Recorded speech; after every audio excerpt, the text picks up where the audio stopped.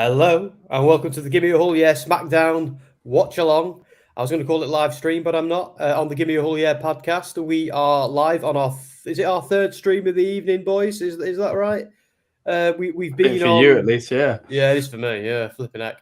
I've got a whole ton of them this weekend, but so have you boys as well. I think I'm on at least one with you guys tomorrow, aren't I?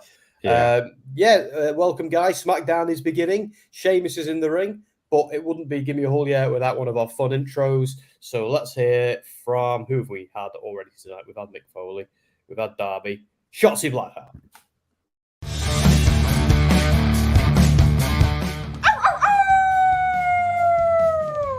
Hello, this is Shotzi Blackheart, and welcome to Gimme a Hull Yeah! I hope everyone checking this out in Yorkshire and beyond is having a great day.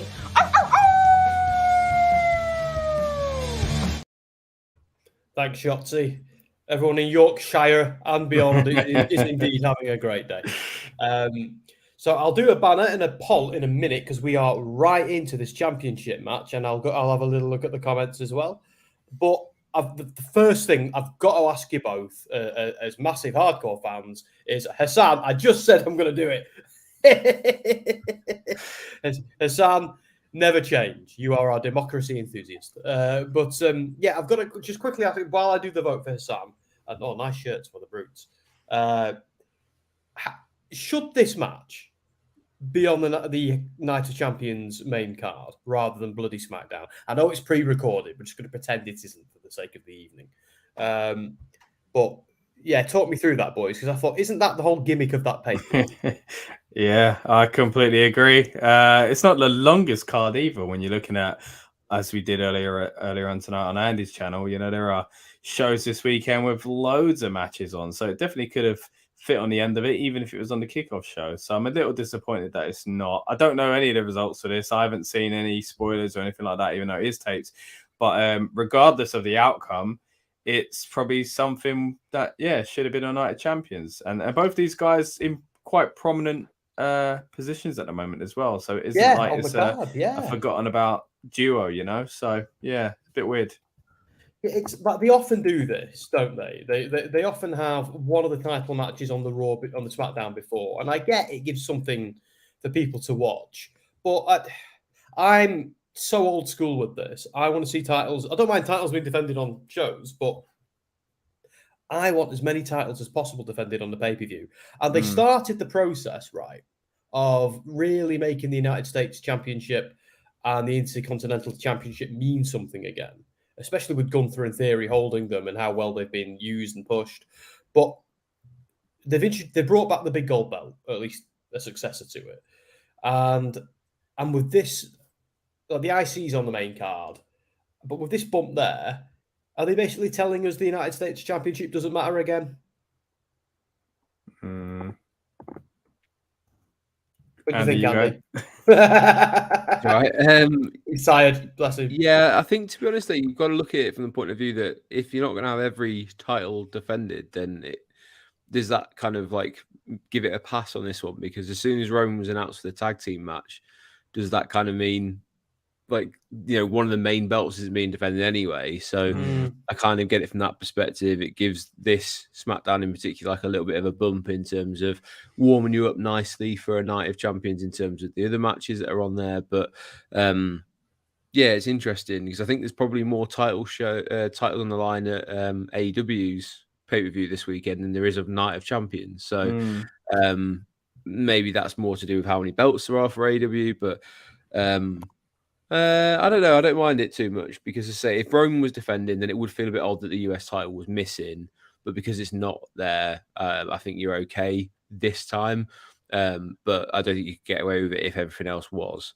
So maybe on this one, it's just making it feel a bit more special for being a SmackDown exclusive belt now. So maybe that's the angle they're going for. But yeah, I can see why people would be a little bit annoyed because Sheamus has been doing some good work recently, and his quest for the Intercontinental belt was well received, and he seems to be going for a bit of a renaissance in his career as well. I'm more interested to see what Scott thinks of the kind of fake football shirts that the Brutes have got on, or if he thinks they're more dart shirts.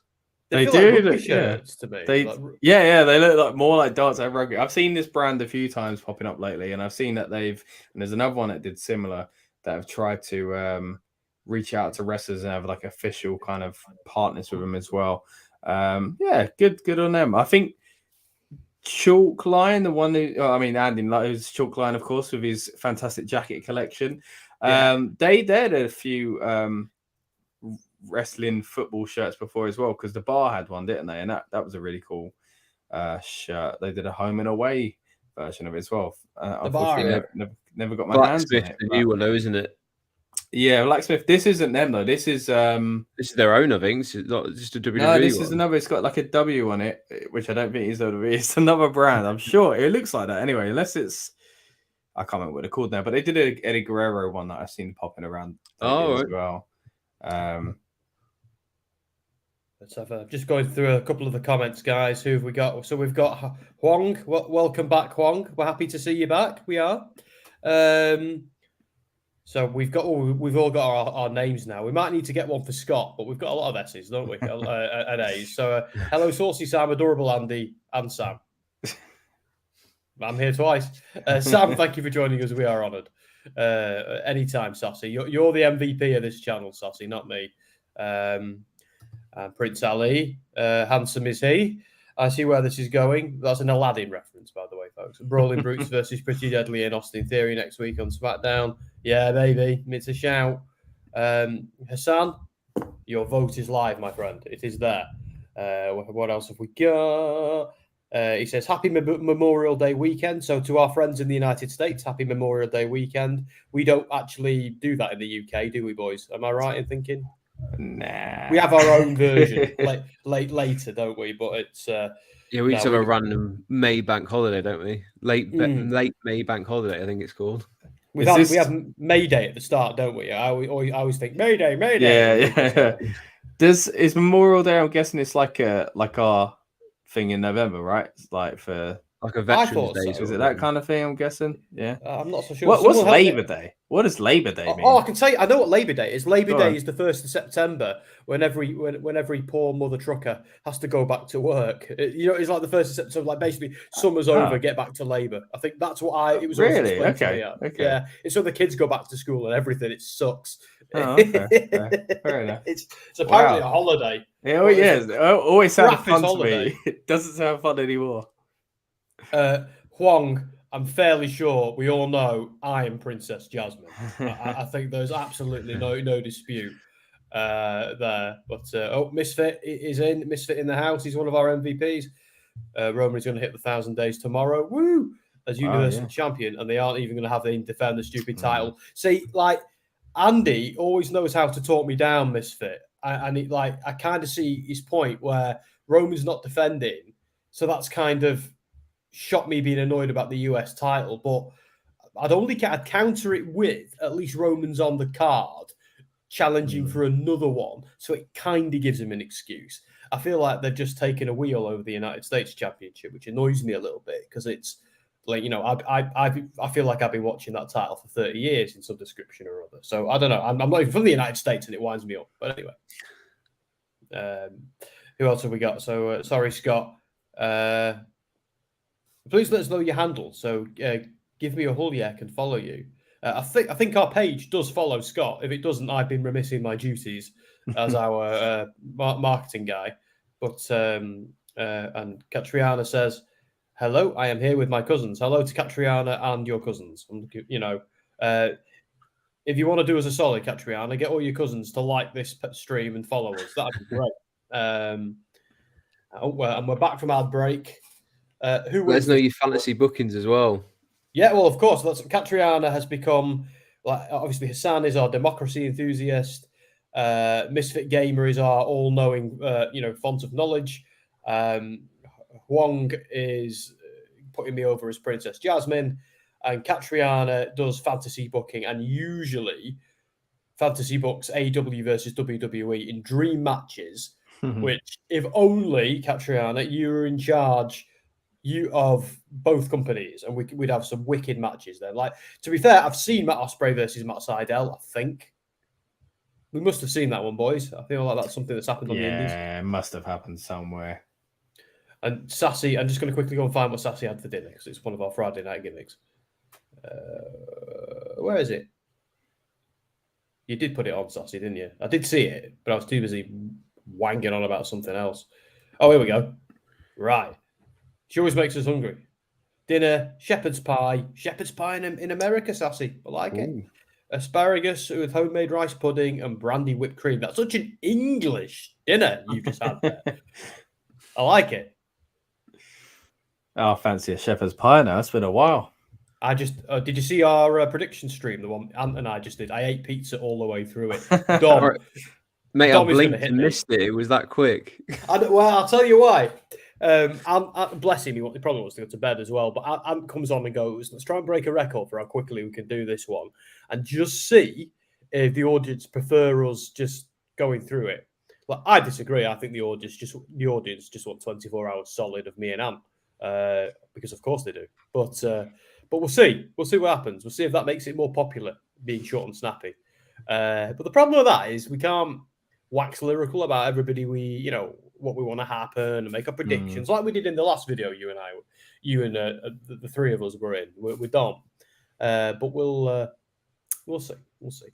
I'm hoping our friend Dan is out of hospital now. No need to panic. He's all right. He's just making sure he's got a little problem with his leg and he's just making sure he's all right. But last time he texted us, he was still there and he'd been waiting 4 hours, bless him. So Dan, if you're watching, mate, give us an update. But I'm assuming you've gone quiet, so you're probably seeing a doctor by now. So get the doctor to subscribe, yeah. Yeah. While you're there, Dan, come on, pull your weight, right? Get the doctor, get the doctor's friends. Doctors are obviously wrestling fans. People that well educated always are. Like just look at the three of us. Journalism degrees. Do you want to know something annoying, right, about my career, which I'm intensely proud of and I enjoy completely? So I've got one sibling who's he's still a kid and he's like some kind of maths whiz, and he'll end up bloody, I don't know, like changing the invent, like doing something with nuclear fusion. I've got my other brother who's like studied to be an architect. I've got another brother who's a lawyer. And then I've got a sister who's a teacher and another sister who's some bigwig in recruitment or something. So I sometimes come home and I go, I'll just put my stuff on the fridge, shall I, with the macaroni pictures that the grandkids have done. I'm joking, obviously.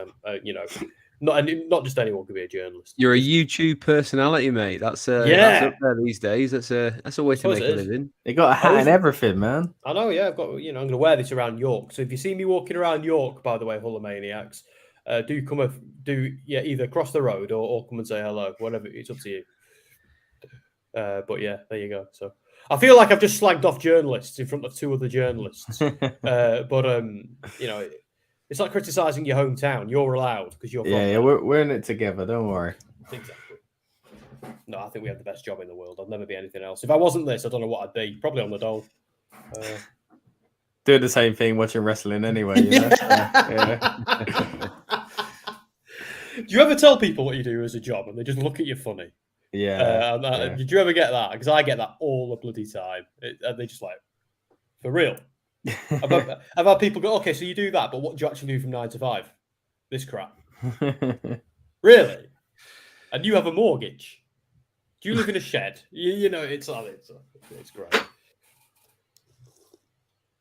I'll tell you what I've had from a family member. When are you going to do proper journalism? I think what they mean by that is when am I going to work for a local newspaper?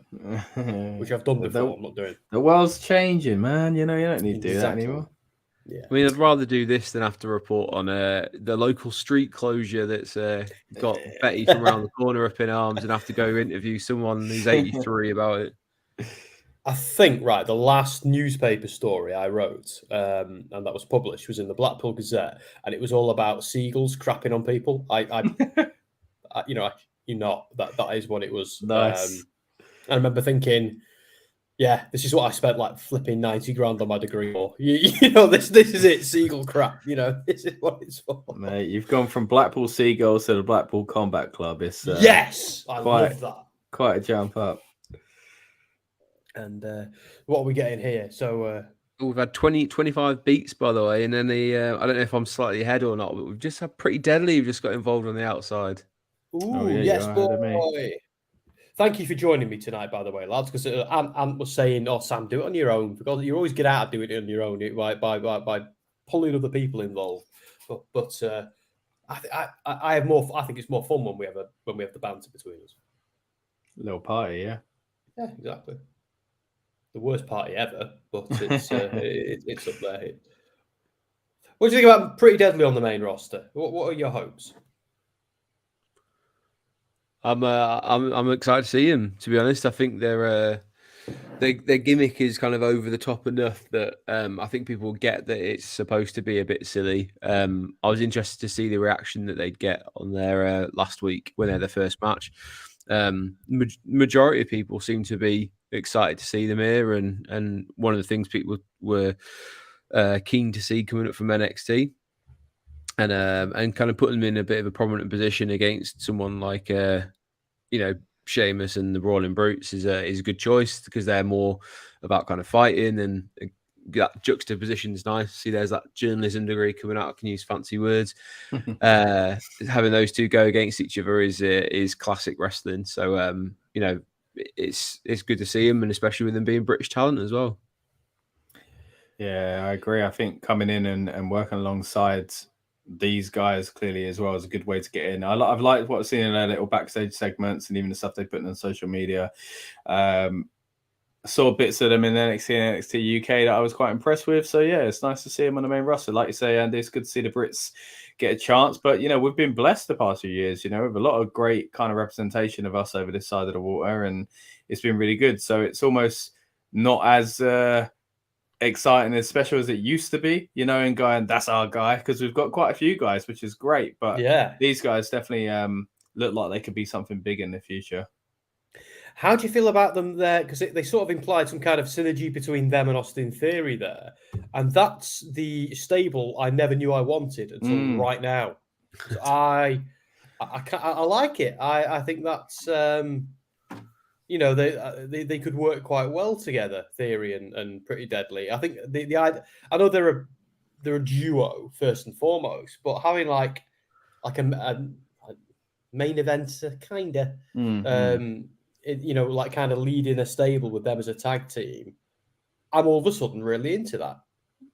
Yeah, I don't know if they need time to breathe on their own, but yeah, I think I could definitely see those characters playing off each other quite well, because Austin Theory is somewhat a similar character to them in the sense that he's up himself and a bit of a pretty boy and whatever else. Okay, not so much these days. He's had the big old beard and, he's tried to move away from that, it seems. But I feel like they could play off of each other where they've got similar kind of principles, but they both, the team of Pretty Deadly and Theory see the other as a bit weird. Like, I'm not quite like you, and they could kind of play off of that quite well, I think, comedically. So even though, like, from the outside, they all look like young, brash, cocky, full of themselves people, but they probably see themselves as quite different. I think they could play that quite well, actually. Yeah, I'm actually quite into it, and we have the bloodline. What do you think, Andy? Pretty Deadly in a stable? Because they've been in one before. If I'm thinking back to Progress, they were hi to the Cam the fan, by the way, who's joined us, and congratulations on your first TikTok. That's more than I've ever done. Dom does all our TikTok stuff because I just can't figure it out. Like I'm 36 this year, guys. I have no idea how to use TikTok. Like, and if you do, I'd take my hat off to you if I didn't have the headphones on, because Jesus, how are you going to do that? But yeah, they were in Do Not Resuscitate, which was with Chuck Mambo, with Spike Trivet, a few other people. It was a great heel stable. They were kind of like in the second version of it. But they didn't talk a lot, and they're at their main strength when they are, being little whatever's on the microphone. So sorry, Andy, I asked you a question and then chatted for forever. It's all right, mate. Yeah, I'm not sure there'll be like a proper thing, as in like going forward. I don't see it as being a permanent thing, but as Scott kind of alluded to there, it's kind of a good tactic to have them attached to someone who he's a champion at the end of the day. He does kind of have a similar-ish shtick. Like, you know, he looks incredible. He's got about 12 abs, which is about 12 more than I've got. So like he's not one of the worst people you could have them link up with straight away. But yeah, it's an interesting pairing, but it kind of I maybe would have thought they would have been paired with someone a bit more experienced, but then you look at the roster and say, I don't really know who else would make sense. But it's one of your favorite things, isn't it, Sam, to say that heels seem to get on better with other heels. Like there's more honor amongst thieves than you know, two baby faces getting along, or it just never seems to end well. Yeah. But yeah, it seems to be one of those kind of deals. But to be honest, if it sticks them into a 6-man tag next week, then it'll be another decent match, I'd imagine.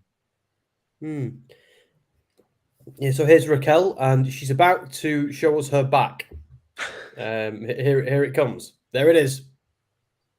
There's the back. The back that launched 1,000 ships.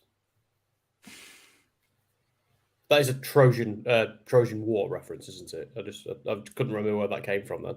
Shotzi's back. Is she teaming with Raquel? Is that a thing? Have I missed that? Oh, it is. Okay. Oh, the tank. I do like the tank. Yeah, she's took Liv Morgan's place, right? Yes, that's it. I'm a little bit behind. I'm currently seeing the back at the moment, so we've gone to a commercial break after they get in. Okay. Nothing to get excited about then. All right. We'll say, by the way, I absolutely adore Dakota Kai, and I feel so sorry for her that I don't know if people have kind of seen the news that she got a bad ACL injury, and basically she got the injury sort of pulling out of a move to make sure she didn't injure Liv, and in the process injured herself even worse. So yeah, gutted for Dakota, who's had a lot of injuries in the past and seemed to be on the main roster and becoming a bit of a permanent fixture. But yeah, hope her recovery goes well and she gets sort of sorted out and back on screens as quickly as possible, because hey, she's still got that. She could do a sort of managerial role on screen and not have to disappear too much. But hope she gets better soon. Yeah, no, I echo that. Yeah, it does suck, and she, being such a, you know, the irony of her being so selfless and doing that, where she plays a character who would do the complete opposite is, you know, it's you know, irony's often cruel and often funny, but in this sense, it isn't funny at all. It's just quite sad. But yeah, get well soon, Dakota. And your future is incredibly bright, is what I'd say, really. I've been a fan of Dakota Kai since before. Well, no, I think since the Mae Young Classic is when she really started making an impression on me. And I learned she was Samoan as well, which is pretty cool. Oh, is she? Yeah, well, it's of Samoan heritage. Yeah, that's why she does that thing when she comes out. It's like a Samoan thing. Samoa Joe does it a lot as well. Yeah, that makes sense now. Yeah. There you go. Yeah, I think if that doesn't deserve rewarding, you know, protecting someone so much that you've injured yourself, then I don't know what does. So hopefully, when she comes back, or if she does have a managerial role, the WWE really put a lot of kind of stock behind a future push of something with that in mind. Because as Andy was saying, she was doing really well, and you know, as you both said, really bright future anyway. But yeah, she deserves. She does a lot of love for that, I think. I mean, she could actually use it in the future, to be honest. Like, I know it's kind of, you'd have to acknowledge a little bit that she was, you know, how she did it, but in the sense of like, oh, you know, like when she comes back and if Bayley wants to still be a heel, she can be like, you know, you did it to yourself. You were, you know, you should have gone for the kill. You had your opportunity. And then she can kind of turn face from there if she wants. Because I thought Dakota Kai was one of those people you could root for when she was a face, because she was kind of always the dog because she's quite small. And you know, the whole like team kick thing. And even when she was with Tegan Nox, like that was a great tag team in and out of WWE. But yeah, even from there, like her story where she, you know, did the stuff in War Games where she turned heel was great as well. So she can go either way, but this sort of thing is, and I think other people like Edge have said it in their podcast and said to use it there's nothing else you can do at the end of the day. It's happened now. So the best thing you can do is learn from it, use it in your own character, and build from there. So if she wants to come back as a face, it's an easy sell. Yeah, I love that idea. I love the idea of her maybe coming back and being like, look, you know, I had a split-second decision to make, and I could have gone in for the kill, but I chose to do the right thing because we're competitors and we're enemies, you know, in this context. But at the same time, you know, I wouldn't want to injure another person. And you can start leaning into that, like you say, mate, like making her more of a face. And you can have Bailey going, you're pathetic. What are you talking about? And I'm just going to quickly address the comments for a moment. So Huang and Catriana, come on, guys, we can't go through this every stream. So come on now. Like, look, I've got a button that does 5-minute bans, and I'm not afraid to use it. You've seen me use it before. John Cena was at WrestleMania, which is only a few weeks ago. Change the subject if you wouldn't mind. And if you can't talk to each other nicely, just don't talk to each other. Maybe consider blocking each other. I don't know. Figure it out. So I don't need to come figure it out for you. There you go. So all I'm going to say. And now we have Bailey and the phenomenal Io Sky. Yeah, it feels like they've had to change those plans, by the way, because I'm sure Io and Bailey were hinting that there was a bit of disharmony in the camp because they were kind of costing each other accidentally the matches and stuff. So interesting, they might have had to kind of like change tact a little bit with Dakota being out. Yeah, I think I always got the impression though the main beef, the feud that is slowly cooking and building, is Io versus Bailey. So they could kind of still do that, but it flowed nicer, didn't it? With Dakota there being pulled between them both. So I think you're right, mate. I think it has got in the way of whatever it was they were planning. Also, which is a shame. Hold on a second. Where's the righteous indignation that the women's tag team championships aren't on the show tomorrow? Oh, I don't care about that. No, I'm joking. No, I'm joking. I actually do. Do you know what it is? You're absolutely right. I overlooked them. And it's not righteous indignation. It's just more that winding you up. I know. I would enjoy it more because, like, back in the day, Night of Champions was one of my favorite pay-per-views. I always really liked the idea because I like all titles being defended on every pay-per-view. If I had my way, everybody would defend it at every pay-per-view. That to me is the whole point of it. But Night of Champions, especially, that was the exact gimmick of that pay-per-view, and they brought it back to replace what was it, King of the Ring, and I just one of the things I looked forward to in the Triple H era, which we are in. I know Vince is back, but it's still the Triple H era, as we've discovered from how they're booking it and stuff. But the United States Champion and Austin Theory, it's an important title, and he's going to headline WrestleMania one day. It's as simple as that. And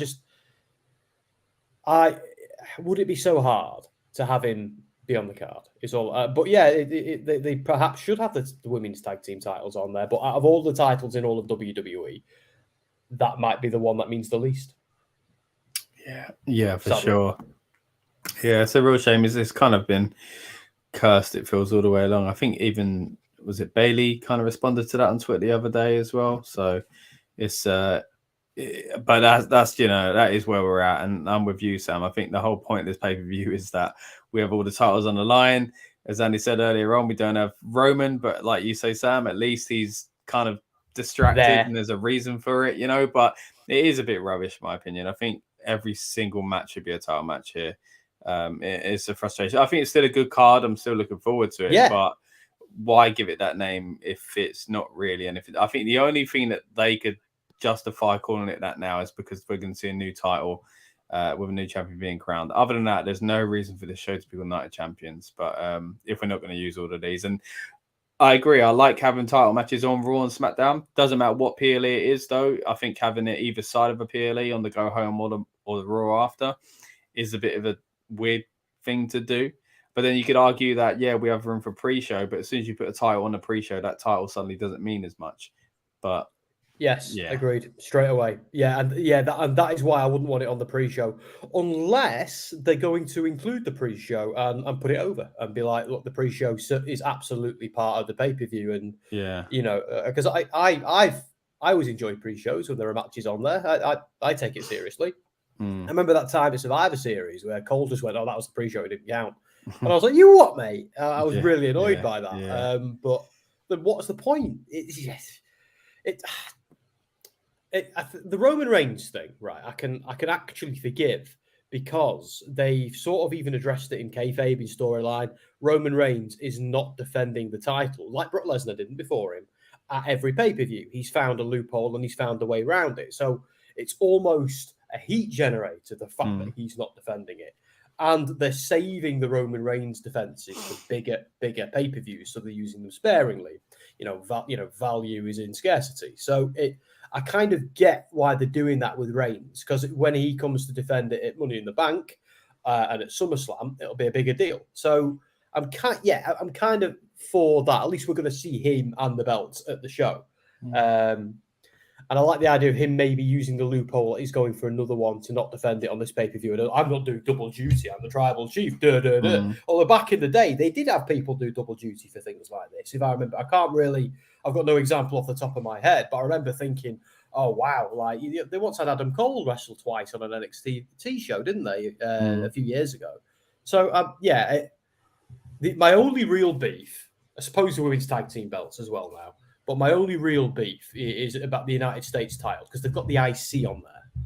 That is what galls me a bit. They're basically, maybe, I don't know, are they on an even keel or are they not? I'm so confused. There should be. I think that it's fair to say that the IC and the Intercontinental should always be like on an even. These are the top of the mid card, and these are the ones that you kind of like.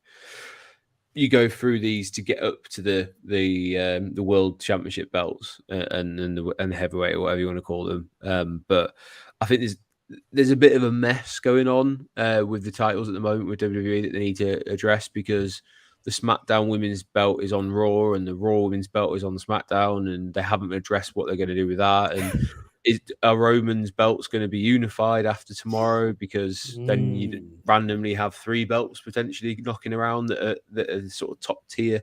They've also said like the new heavyweight championship is actually going to be tied in with the lineage of the heavyweight championship of old as well. So this will be the first champion since, I think, was it Randy Orton or Triple H or someone. So there's that side of things. So it has got a little bit messy, and they need to, and unless they're going to go, we've made it messy on purpose because we're now going to have to make this big announcement where we're going to say, this is what this belt's called, this is what this belt's called, and then sort it all out in one go. The tag belts need to be split somehow. Or are we going to have the tag champs are allowed to move brand to brand, and then we kind of get even more sort of like smarky remarks about what the point of the draft was, etc. So, yeah, they've backed themselves into a corner where they have to kind of come out and explain what's going on with all the belts. So it would have been interesting if they could do it tomorrow, and then that's why it's called Night of Champions, is because we're going to get some like definitive answers. But I know it's semantics, but they even went for a period of time where it wasn't Night of Champions; it was Clash of Champions that they had instead, which potentially they could have just named this one and then avoided that whole. Well, Night of Champions is the night where everyone, because you as a company have defined that in the past as the one night of the year where every match is a championship match. So it's kind of like, again, semantics, but call it Clash of Champions or whatever. But I wouldn't be against tomorrow, Triple H being like, this is what it's going to be moving forward. And maybe even do those things that they used to do in NXT when there's a new belt introduced, is when the belt is won, actually you get this new belt, which is the whatever belt, and it's unveiled and given to the winner. So maybe they'll do that, maybe they won't, but it would be a cool thing for them to do. Get a lot of talking points coming out of it. Yeah, no, I know what you mean. Because it was the idea of calling it Clash of Champions to kind of get them to get out of that stipulation, to get out of that the idea of every title needed to be defended. Which Yeah. one was it in WCW? Because it's an old WCW pay-per-view name, isn't it? Oh, is it really? I didn't know that. I can't remember. You know, I think Clash. I feel like if you or is it Night? Yeah, they might have used both. You might be right. I hadn't thought. 2 ticks, guys, and 1.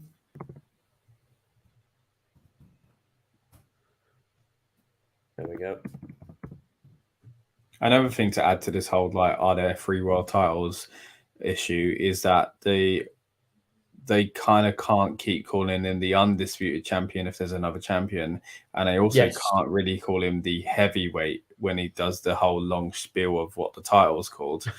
You know, they can't say heavyweight now that we have a world heavyweight title, so they kind of need to cut that out. If they're not gonna straight away get merged 2 into 1, then they need to at least let the world heavyweight be the only one that uses the term world heavyweight and not call the other one undisputed anymore. Yeah, it's a question regarding because you're right. As of tomorrow, unless they unify them, they do have 3 world championships. Existing in the company at one time. So I'm happy to have the big gold belt. And look, no disrespect to the Universal title. It's just felt I've never quite understood what its point is, other than to be another world championship. Copy paste, just a different color from the WWE championship, which is the one that's existed for years and years and years, and is arguably the biggest, most impressive prize in all of professional wrestling. So which one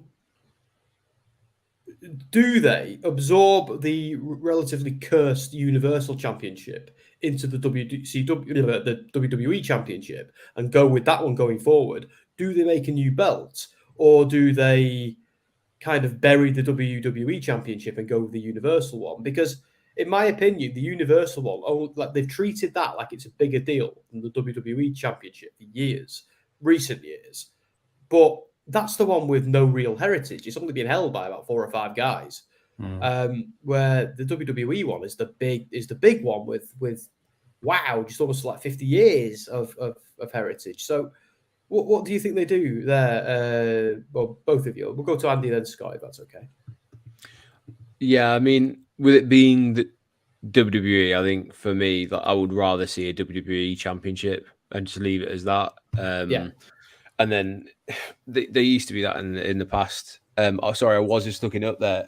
So it used to be that it was called Clash of the Champions, and it was a Jim Crockett Promotions, then an NWA, and then a WCW event, and then it changed from Clash of the Champions to Clash of Champions in the WWE. So there is a little bit of heritage there, but in terms of heritage, I would much rather see WWE have the WWE Championship and the World Heavyweight Championship, and that's it. Very clear cut. I would then rather have each brand has 1 tag championship and 1 mid card, and then 1 women's. But I mean, to be quite honest, the women's tag championships I would probably scrap in favor of a mid card belt for the women's, rather than a tag, but that's just me. I just don't think there's enough people. It seems a bit cursed, so that's what I would do in terms of the championships. Would it be, because I've always thought they do have enough women, but would it make more sense if they got rid of the NXT one or unified that and just had it across the whole board? Because that's what it used to be, didn't it? Because that was fun, because you had main roster people turning up in NXT and NXT guys turning up on the main roster. So I kind of enjoyed it back when they did that. Like, I'm right in thinking there's the NXT one now and the main roster women's tag team belts. Am I correct in thinking that? Yeah. They brought in the NXT tag championships, because what did they do? They did something with the women's tag championships, didn't they? Where they changed them, and I can't remember what it was. There was a reason why. Then NXT was like, well, fine, we'll just have to do our own. Then randomly the women's tag division in NXT suddenly became a lot better than the main roster. Yeah, is that what it is? But as Scott said earlier, they've been a bit cursed, to be honest, since they've been in existence. So maybe it's again a chance to refresh it. they desperately need to do something with so many of the belts and the nameage and things like that.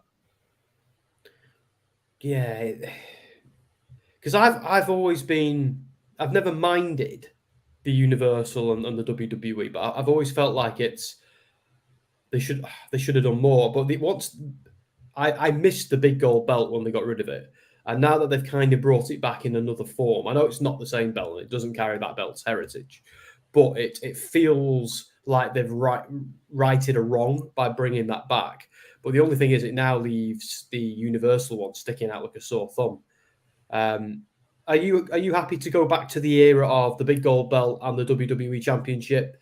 Maybe the WWE Championship being, we're saying that they're both kind of open weight, even though one's called the Heavyweight Championship. It's, AJ and Seth are going for it, and they're not the two biggest guys in the world, are they? So is that just going to be, as Misfit pointed out a few weeks ago, is that just a name rather than a name with any meaning? Yeah, I think so. I think that's the way. I mean, Rey Mysterio won the World Heavyweight title. That's when I realized it meant nothing, So yeah, it is just having a second world title. Universal, I hated everything about it. I mean, the name, the fact that it was hard to build on a legacy. Ironically, it is the one that Roman's held the longest, and that's where they're kind of stuck as well, because the WWE, like, I agree with Andy, it should be World Heavyweight in WWE. That's the best case scenario we can get if we're having 2 world titles, unless you call them the Raw champion and the SmackDown champion, which I don't really think is going to work, because WWE one's too historical, and anytime they do merge them, it's the WWE name that sticks. There's been times where they've called it the WWE World Heavyweight title when they moved away from the World Heavyweight and did merge them two together, but now that we've got the World Heavyweight back, I think we just need to drop the Universal and make it unified with the WWE itself, and then let it be just that. But I guess until they know exactly what they're doing with Roman, it's a bit of a risk, because, like I say, that's the one he won first. Suddenly, act like it doesn't exist, then you're also rewriting history and pretending Roman's been WWE champion for 1,000 days, which he hasn't been. Yeah, that's the sticking point. Isn't it? That's the thing, because it's like that's the one he's held for so long. Because, and here's a question for you. I feel like I'm putting you both on the spot constantly, but why did Vince just fall madly in love with the Universal Championship and push the WWE Championship, the one that's been his bread and butter for years, to essentially become a mid-card title? Like I just for years.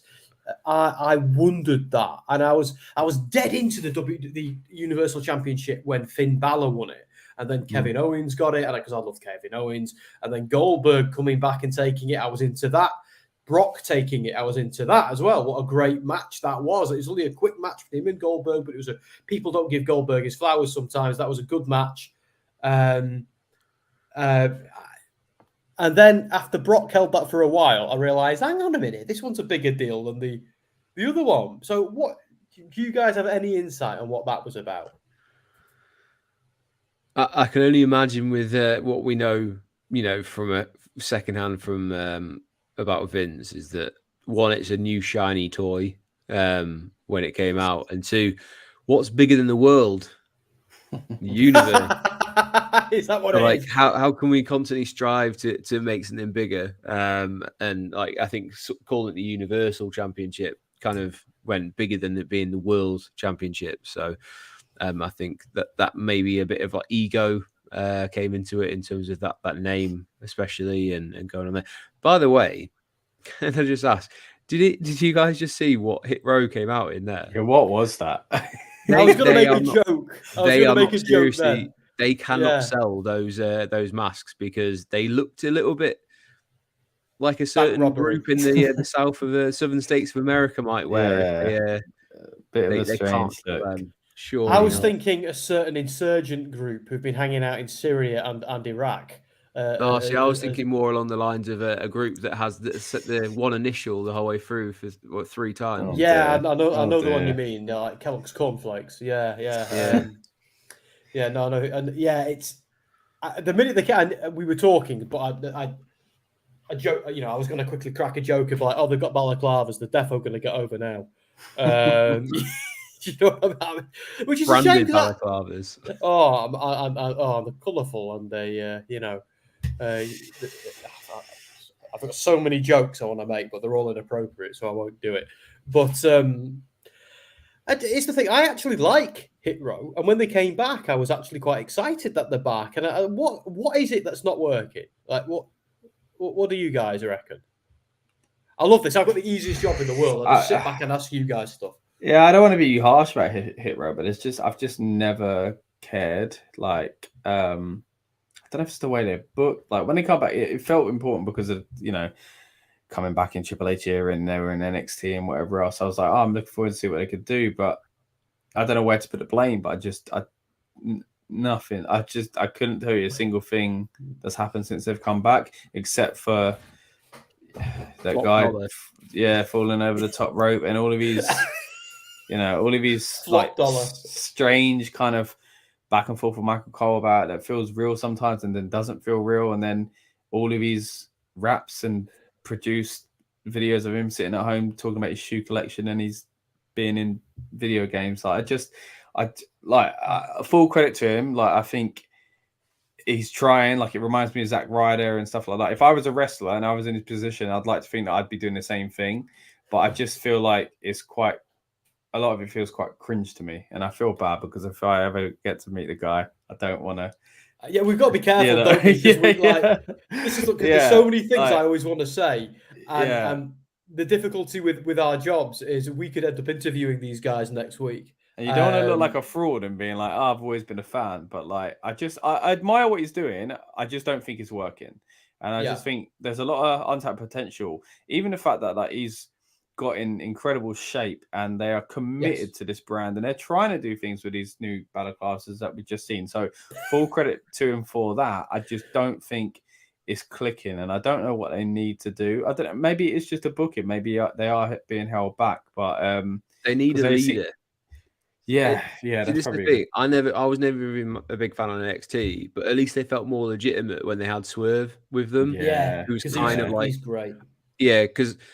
And it's one of those. I can understand why people have linked Carmelo Hayes with them, because if Carmelo Hayes was there and he was like the face of it, and they're the kind of muscle that he sends out, then they're a great heel faction. But with what they've got at the moment, it kind of feels like three supporting characters that have got no one to support. Yeah. So it ends up being a bit of a discourse or disconnect. And it's not. I don't think it's a group aimed at the three of us who are all very similarly, demographic wise. But I think they're being done a bit of a disservice by not kind of getting enough time on screen. They're not getting wins. They're basically completely directionless. But sticking someone as a leader with them, I think they could still have something there. Even this, look, I mean, Cameron Grimes is here. Like, this is about Cameron Grimes then, isn't it? It's not about Hit Row. So already we're seeing another example of, I don't think they're coming out of this one looking good, are they? I've got a theory, my theory is, do you remember when they came out? And I'm just thinking about it, it's cracking me up. They came out and they did this aggressive rap off the cuff and it just got booed out the building. It got panned. I feel like their gimmick was they were rappers and they did that rap. They were then told to never rap again, and now they haven't got a bloody clue who they are.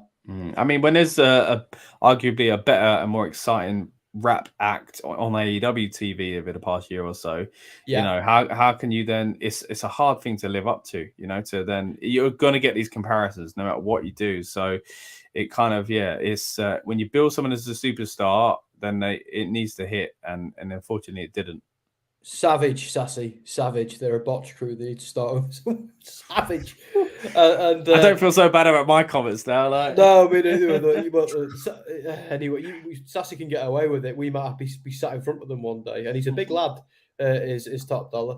But so Huang, yes, we absolutely are streaming Night of Champions tomorrow. Dom and I will be on with Andy and Scott. On Red Noise doing a prediction show. That'll be fun, like going through the card. Ant and I did one earlier tonight as well, which is the quickest one we've ever done. We did it so quickly, I ate a pizza during it.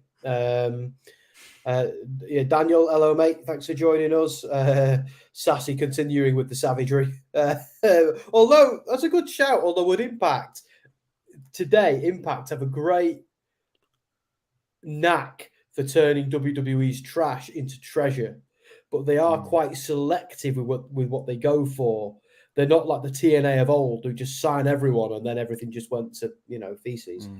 We're all right, mate. We're looking forward to a smorgasbord of wrestling this weekend. It'll be a literal smorgasbord for Dom when he goes to Norway. So that'd be cool.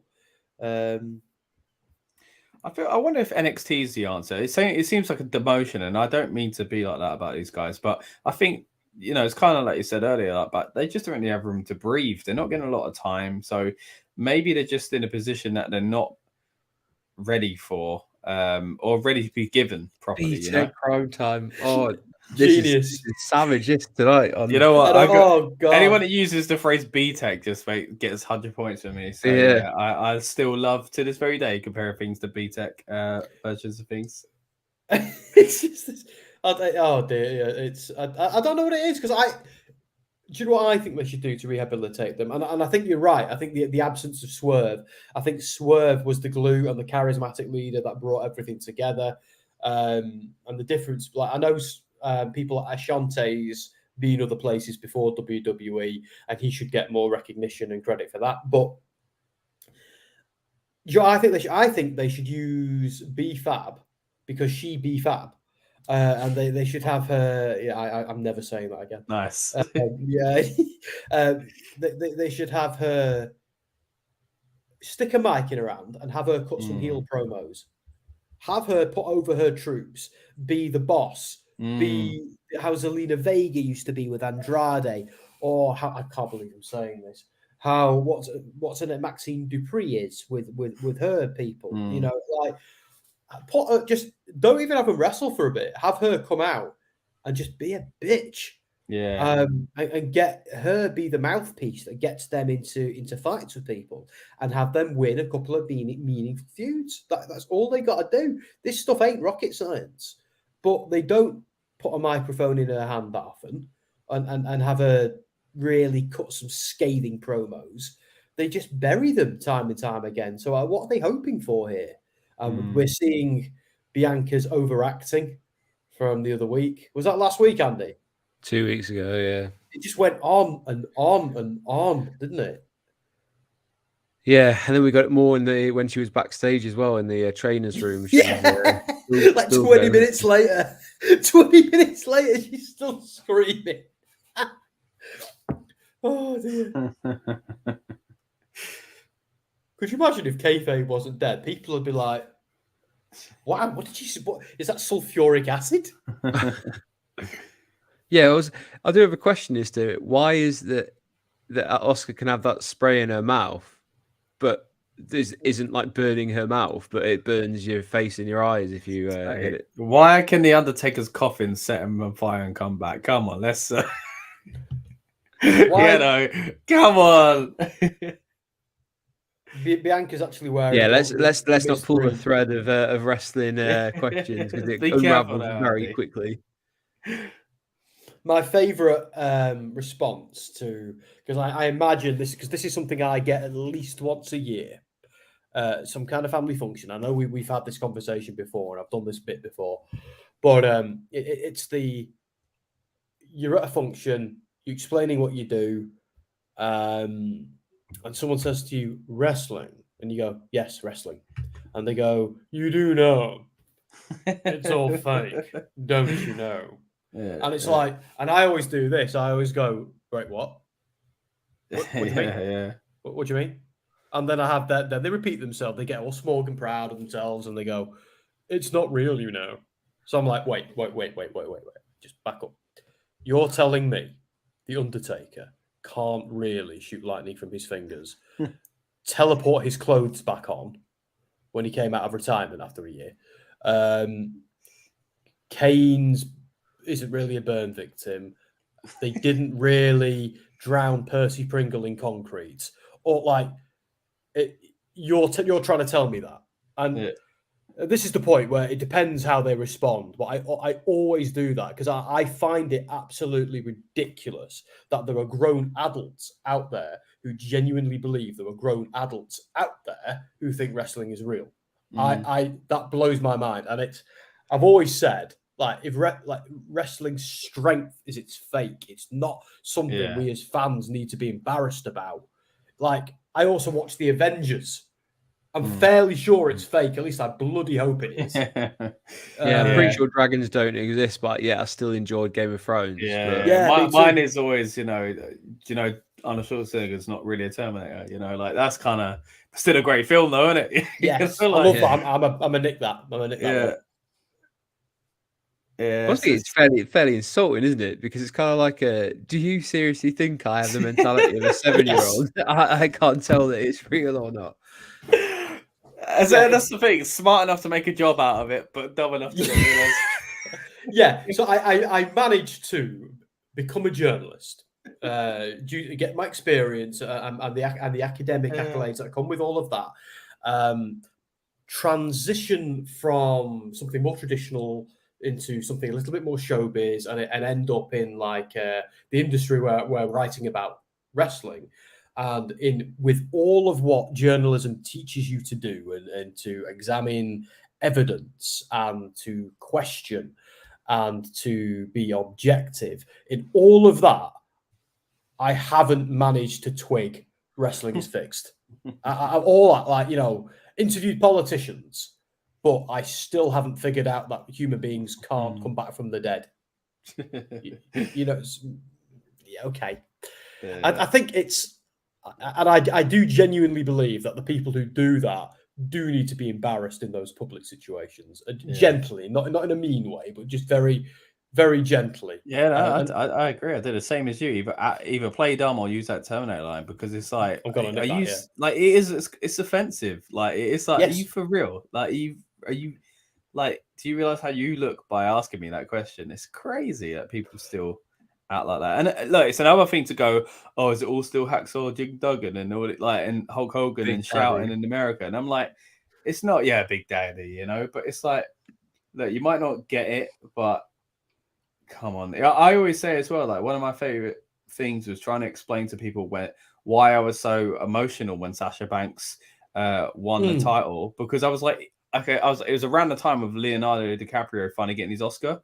I was like, this is what this is to me. Like, this is what it is to her. And it's, it's, and we get to see this time and time again. It's a beautiful thing. You know what I mean? It's strange that people don't see it that way. Hassan, you're asking for a vote, mate. What match are we on? Because I think we're on a Bianca Belair promo presently, aren't we? Yeah. Okay. So no poll or banner as of yet, guys. We'll have one in a mo. When something actually happens.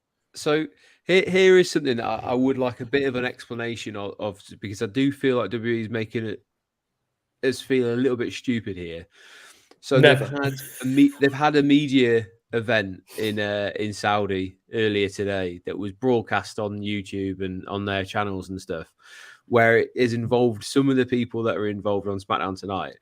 Are we supposed to believe that they've flown to Saudi, back to America, and then they'll fly back again tomorrow, and then you're going to put Bianca Belair, who hasn't even had the time to wash off the mist off her hand from last week. I was just going to say that then. She's still got the shit on her hands. So I'm a bit confused as to what... are we just not addressing any of this, or can they just please just tell us that this is recorded last week?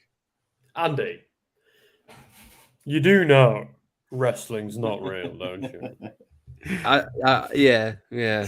No, I know you do better than Which anyone. line would you like me to use on you? Terminator or the Terminator or my incredibly obnoxious? No, but you know what I mean? It's like this is some of the things that I think some people get a bit annoyed about with WWE. It's like, you're kind of insulting our intelligence here because just acknowledge the real life difficult situation of traveling around the world. Do you remember when they didn't even want to mention COVID? Now they won't shut up about it. But back then, when COVID happened, they were going prevailing circumstances. Dude, we're all locked inside our houses. All I can do is walk to the dog and walk to the dog, and then. But there was a time where that was the only thing you could do. To be fair, well, it was. I'm like, prevailing circumstances, and we're not going to talk about the colossal elephant in the room. Yeah, just like. What happened to your crowd, WWE? Was it prevailing circumstances? We all know what's going on. Just say it. Yeah, I think they're always in a bit of an identity crisis where they can't quite tell if they want to be in this, if this is the real world or if we're all just living in this WWE universe where, the real world doesn't exist almost. This, especially when they do these kind of, like, as Andy said, hopping around reality. That, very strange.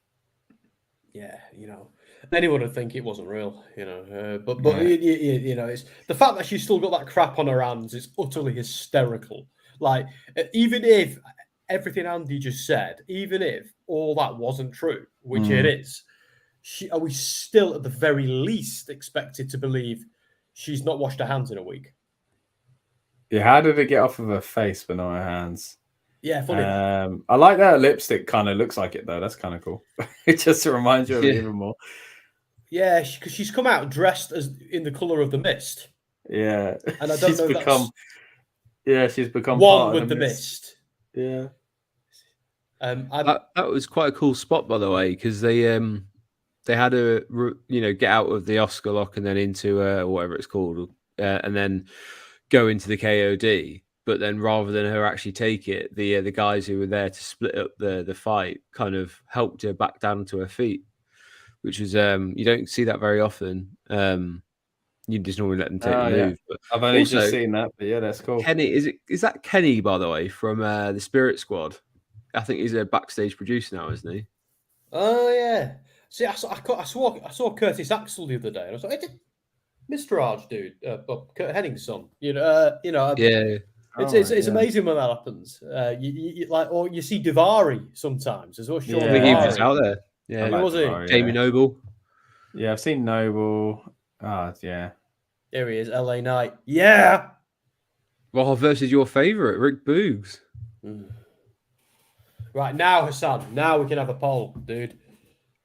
I'm not going to say anything mean about Rick Boogs today. Because can you introduce him properly, please? No, but you can. I'm just going to call him Rick Bloody Boogs, or his name is Rick Boogs. So I'm not quite there yet. Did you say he's facing Rick Boogs? I thought they were going to be a team. No, I was about to insult. I was going to call him. Oh yeah, no. The team died, mate. Oh, yeah, the team died. I missed that. He attacked him after the match, didn't he? Oh, okay. I didn't see it at all. He's not Rick Boogs anyway. He's flipping Freddie Mercury with the aspect ratio changed. Eric Bugenhagen.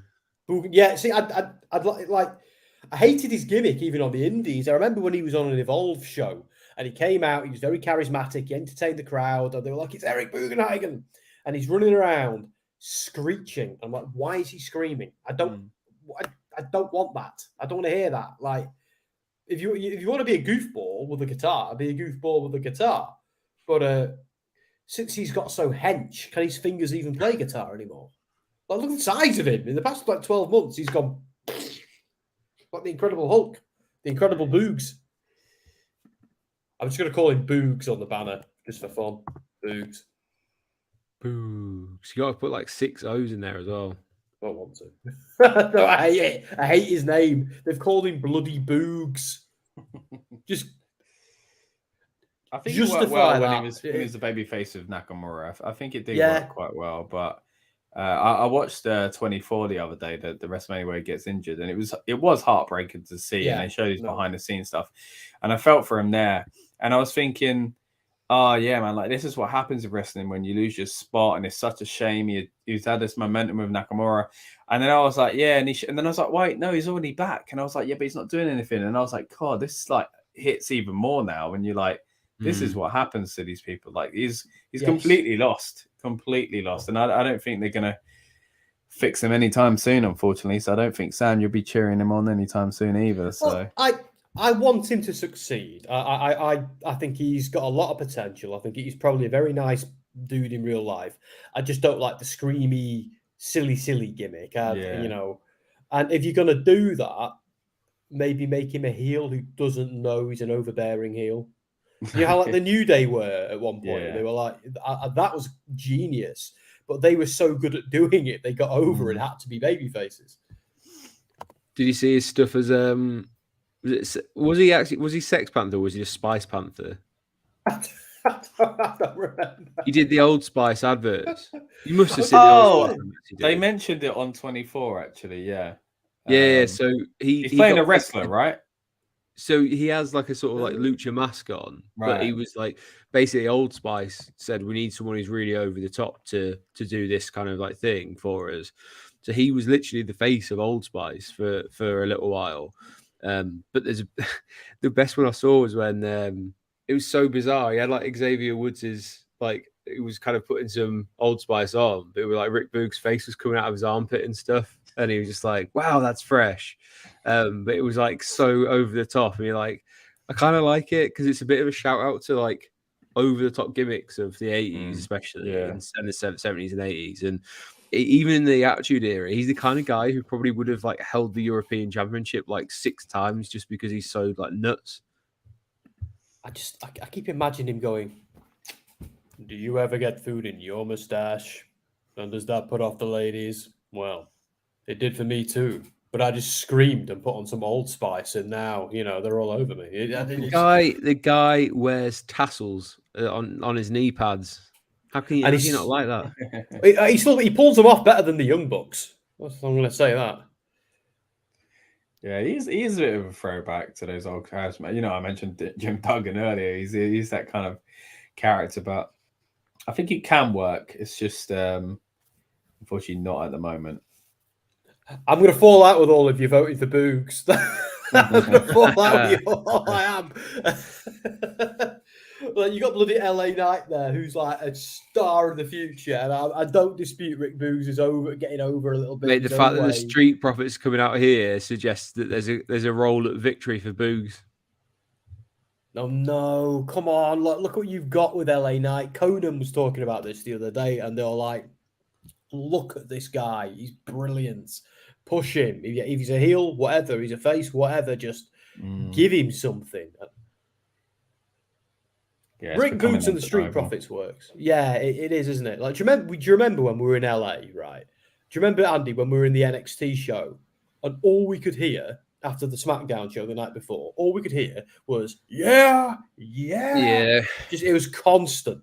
But this I told Scott on afterwards. It's one of those same ones. We've got the previous WrestleManias where you had Rusev Day and they never did anything with it, and there's always that one person that is really over with the crowd, and just like Fandango for ages, his like theme tune was kind of echoing around, and they never really did much with him.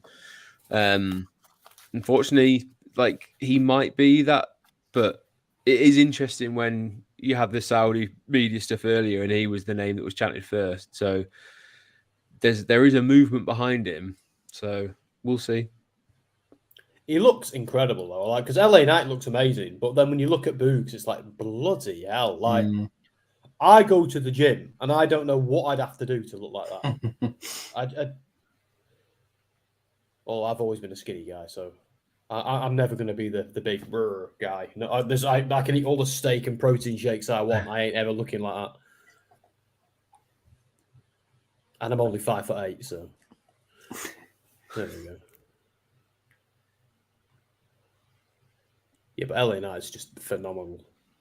It's weird as well because I remember a few years ago when he was Eli Drake in Impact, and I think he had expressed some desire to go back to WWE because let's not forget he had another gimmick working for WWE years ago. There's a couple of old Royal Rumbles that he's in as another persona. LA Knight, I forget what it is. Is there? And I may even be wrong, but I think he's worked there before. As somebody else. I need to double check that because I might be confusing him with Chris Masters or somebody else.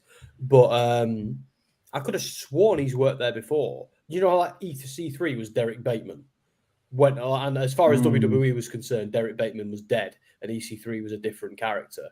Might be worth just Googling it now, seeing if I'm right or wrong, but I've hit my head a few times this week. So Sean Ricker made his first WWE appearance for a dark match back in May 5th, 2006, where he and John Moxley faced Big Show in a handicap match.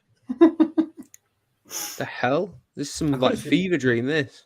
But NJF was one of the security guards for somebody at some point. Yeah. It wasn't even that long ago. That Moxley one, is it the way he's got the purple ponytail? There's Not- this not image sure. of Moxley on like a WWE event. He's got a purple ponytail. Yeah, he also teamed with Gene Snitsky and lost to Crime Time. He was one of the security guards during a segment battle between CM Punk and Kevin Nash. He changed his name to Slate Randall and defeated Yoshi Tatsu during some tapings for NXT. Slate Randall. So that because I think I was watching some old Royal Rumbles and I could have sworn this was back when he was in Impact, and I could have sworn I was like, is that Eli Drake? Holy And I remember him being like, I want to go back to WWE because I don't feel like I got my dues while I was there. And and I think they knocked him back because they weren't interested. And I remember thinking to myself, they're knocking him back. He's killing it on Impact. He's absolutely. I'm like, look at him now. He's over as a rover, And it turns out that feud with Bray Wyatt actually did him the world of good in the end. Where at the time I was worried it might not. Huang is saying, did you know that Stone Cold Steve Austin is returning? What, next week? Is he? That's news to me. Well, let's leave you boys. Is this from the interview where Hulk Hogan said that he wants a retirement match at WrestleMania 40 against Stone Cold? Yeah, maybe. Did he say Stone? The next week's very specific though. Yeah, I don't know if he is Huang, but if he is, I will never doubt you again. That's for damn sure. But I feel like if that was true, we'd all know about it and we'd all be poking a hell of a lot of holes in it as well. Especially if he was coming back to wrestle. Like, I don't want to see Hulk Hogan ever wrestle again. No. He'd snap in half. Starters. No disrespect to him, but yeah, and obviously what's happened in the past few years with his kind of everyone's perception of him and stuff. It's like it just wouldn't go down the way it would have been 10 years ago, So if all that stuff didn't happen, so I think he's just gonna have to be quiet and sit in the background, unfortunately, because I say unfortunately in the sense that he is, arguably the biggest star of all time. You would like in an ideal world for that person to get their retirement matches he's asking for, but I'm sorry, but people don't want it. But here's the thing: I always took his match with The Rock as his final epic showdown ever, and do you know what?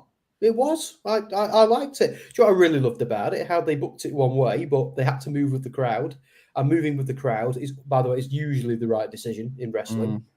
And in that case, it just was. It was a lovely little moment. I remember that fondly. I've never been a massive Hulk Hogan fan because I've known about his backstage antics and stuff like that. But no one can deny the guy's an icon. And but then when that video surfaced of him saying what he said, it was just like, and I thought back then to all like the people he's worked with in his career, and what would they think about what he's saying now? You know what I mean? But anyway, did he not have a championship run after that match with The Rock? Yeah, he won the Undisputed. And Undertaker Triple H.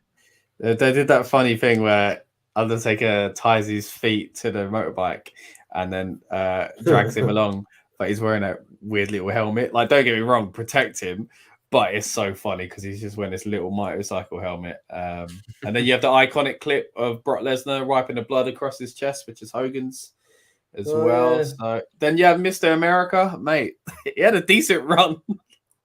See, I've deleted all this from my memory because it was all that crap. Yeah, crap. The match with The Rock was kind of like his first one back when he was back with his first big one back. But yeah, I'm sure he had a good run in terms of the ones that when you go back and look at who he faced, and Mr. America one actually in retrospect wasn't that bad. No, the last of it is against Vince. He has that match against Vince, doesn't it, at WrestleMania? That's probably the last thing I remember.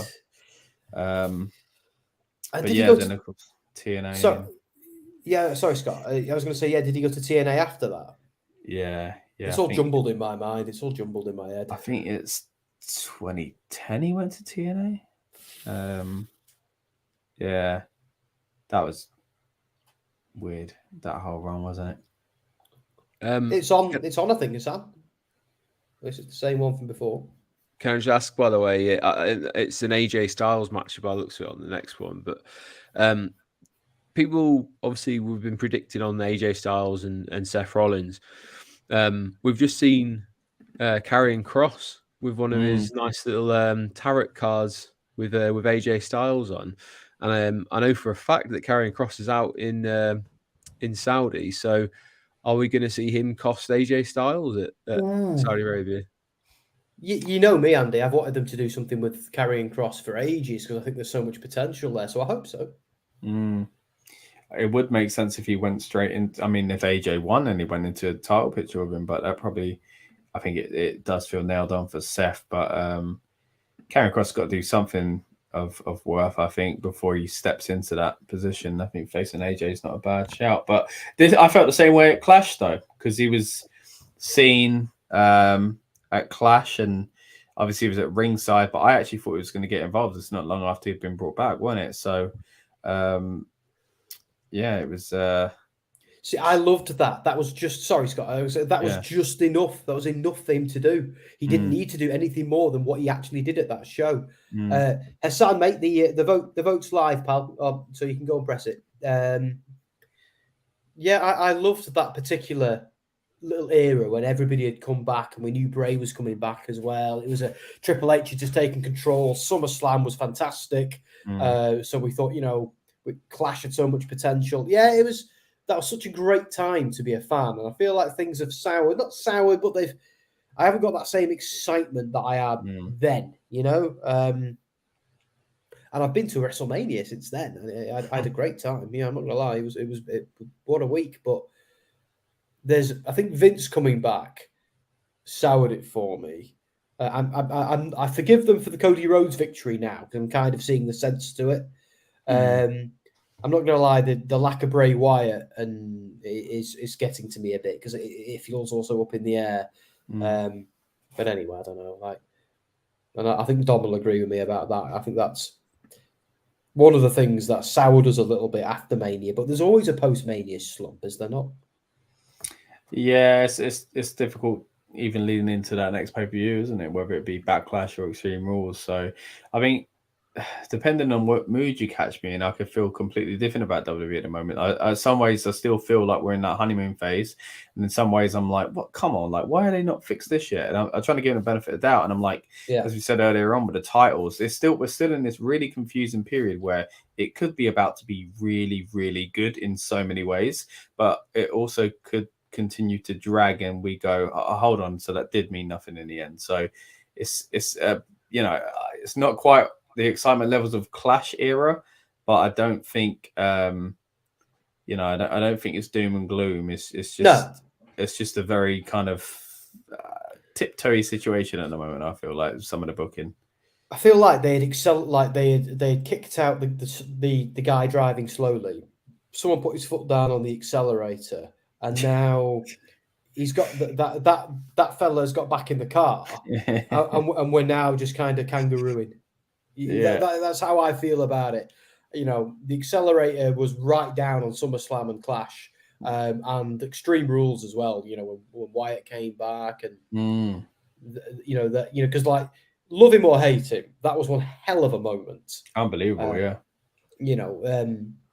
No one can deny that wasn't exciting, and a lot of fans were very happy. And then we had Sami Zayn here. Yeah. Kick off, and that's kind of petered out a bit because I feel like it's not that the story's told, but it's not building to a crescendo like it was. I think from SummerSlam to WrestleMania just gone might be one of my favorite WWE eras ever. I think. Yeah, no, I think it's definitely up there. It's been definitely a few times the past few months where I've been like, I've not enjoyed wrestling this much in a long time. So hopefully they kind of strap the rocket to something else, and hopefully it's someone like LA Knight, Yeah. This Roman Reigns story still has a lot of juice as well. Yeah. Are we getting anything? What's happening with Roman tonight? We're going to see him, because he's here, isn't he? They're on the KO show, aren't they? Oh, flipping heck. Rolo's on the KO show. Rolo. Yeah. That's going to get over that, Rolo. If you don't know, guys, Rolo is the tag team of Roman Reigns and Solo Sikoa. I accidentally coined it, getting tongue-tied in a previous stream over on. Oh, sorry, it was yours, wasn't it, Andy? It wasn't Scott's. I'm doing it on Scott's. I'm doing so many streams this weekend. I'm getting them all confused. So, do you know what I'm seeing? Go on, boys. Karrion Kross, by the way, you get that that entrance is still captivating. Like, it's really cool. Like, still, and I really do wish that they would use Scarlett more, because when she was on NXT, she felt like a bit of a loose cannon. She felt a bit wild, and like it gave him a bit of an edge as well, because you're just like, Jesus, she could, like, she'd come out and she had these like massive, like, I don't know what you call, like fake nails or whatever, and she kind of did a lot more of the talking for him. And then when there was like a long monologue, he would do that, but she would do the majority of the stuff backstage, etc., and then pick fights with people or kind of intimidate them to saying he's going to come after you next. And I think maybe that's something they need to steer into. But Karrion Kross with his long hair, he wouldn't look out of place in the Attitude Era, you know, like fighting like a Test or someone like that, because he's just got that kind of, like, he's a big guy and he looks like a star as well. Yeah, I think you're right. I used to enjoy it when she came out, like, mouthing the lyrics. I know they could never get it in time, but who cares? You know, she'd come out and she'd do that, because I don't think she said much for a bit. Like, she'd do those promos where she's holding the hourglass, caressing the hourglass, and but she'd come out just grinning manically and put the hourglass down in front of you, just maybe go tick-tock and walk off. And I liked it when he didn't say anything, when he was just, she was like this harbinger of him. And that's even what they called her on NXT. And then they brought it to the main roster, and it had promise at first. Like, let's not forget, she put an hourglass down in front of Roman Reigns, who just snarled at her from inside the ring. And I remember just thinking, this is awesome, because we already had a number one contender. I forget who it was. We already had the Bloodline story building to a crescendo, and then Karrion Kross being involved in the. It was Drew McIntyre. He was. Yeah, it's the Drew stuff. Yeah. And then to have him at ringside as some kind of wild card, and making it kind of like a three-way feud, that was really smart. It was really cool. And then you had Austin Theory stalking them with his Money in the Bank case as well. Sorry, that Clash at the Castle main event, I know, was just bloody awesome. Yeah, I know we got the exact same match at WrestleMania this year, but a part of me doesn't mind. Me and Ant were discussing this. Like, because Ant is now, well, I think he always has been, a bit bored of the Roman Reigns matches because the formulaic are kind of the same match. And he's not wrong, but at least they're full of psychology. At least they get us. At least they make us feel. At least we cheer and we boo. And they, like, then I go over and I watch AEW, and I don't get any of that from some of their matches, because it's just like spot, rope, jump, it's over. And it's not that I prefer WWE style, but I think they're doing psychology better right now. I think not all the time. Like, I'm guilty of fast forwarding Alpha Academy versus Street Profits when it happens for the 90th time. They do in-ring psychology better, because WWE's not like, and if you listen to quite a few of the interviews, they say the WWE philosophy is, if you think you're going to slow down again, and it's all about kind of like making sure that every movement means something. Whereas I guess when the style that you have on the, like, AEW is closer to the indies, where it's actually, I need to sell merchandise, I need people to be talking about me, I want to create viral moments, you kind of don't have as much of that, and they don't breathe as much throughout it, and it's always like, how can we transition to the next spot? And that's not to say that's a worse kind of wrestling, but it's a preference thing. Is, do you want a slow-paced match where people kind of like talk in the ring to each other and run each other down, and it's more theatre, or do you want a circus like act, you know, where someone's on a tightrope, or they're on a motorbike going across like trapeze, like a ravine or something, and that's what your AEW style is, and that's whatever you like, it's fine, but in terms of in-ring psychology, I think WWE is ahead. Yeah. Right now, on the whole, because I think AEW has a couple of examples of that, and it's probably where they've had ex-WWE guys say, actually, slow this down. Let's just like have a match. But Well, they had Omega, and because this thing, when Kenny Omega does a singles match and treats it like one of his New Japan matches, there are a few better. He like when he does that, like his match against Mox in the steel cage a few weeks ago felt like a bit of like a WWE match in many ways, because even though they both moved quickly and battered each other, you could follow the spots and feel each one, and each one breathed. Well, this thing that they're going to do, we know now, this thing that they're going to do on Double or Nothing isn't going to be like that. It's just going to be a street fight with full of comedy, and that worries me a bit. I'd love a blood and guts match that is more reminiscent of a WCW or even an NXT War Games match. That is what I'd like from that, because I think if they were to do that, just take a breath and slow down a bit, that could be amazing between the Blackpool Combat Club and the Elite.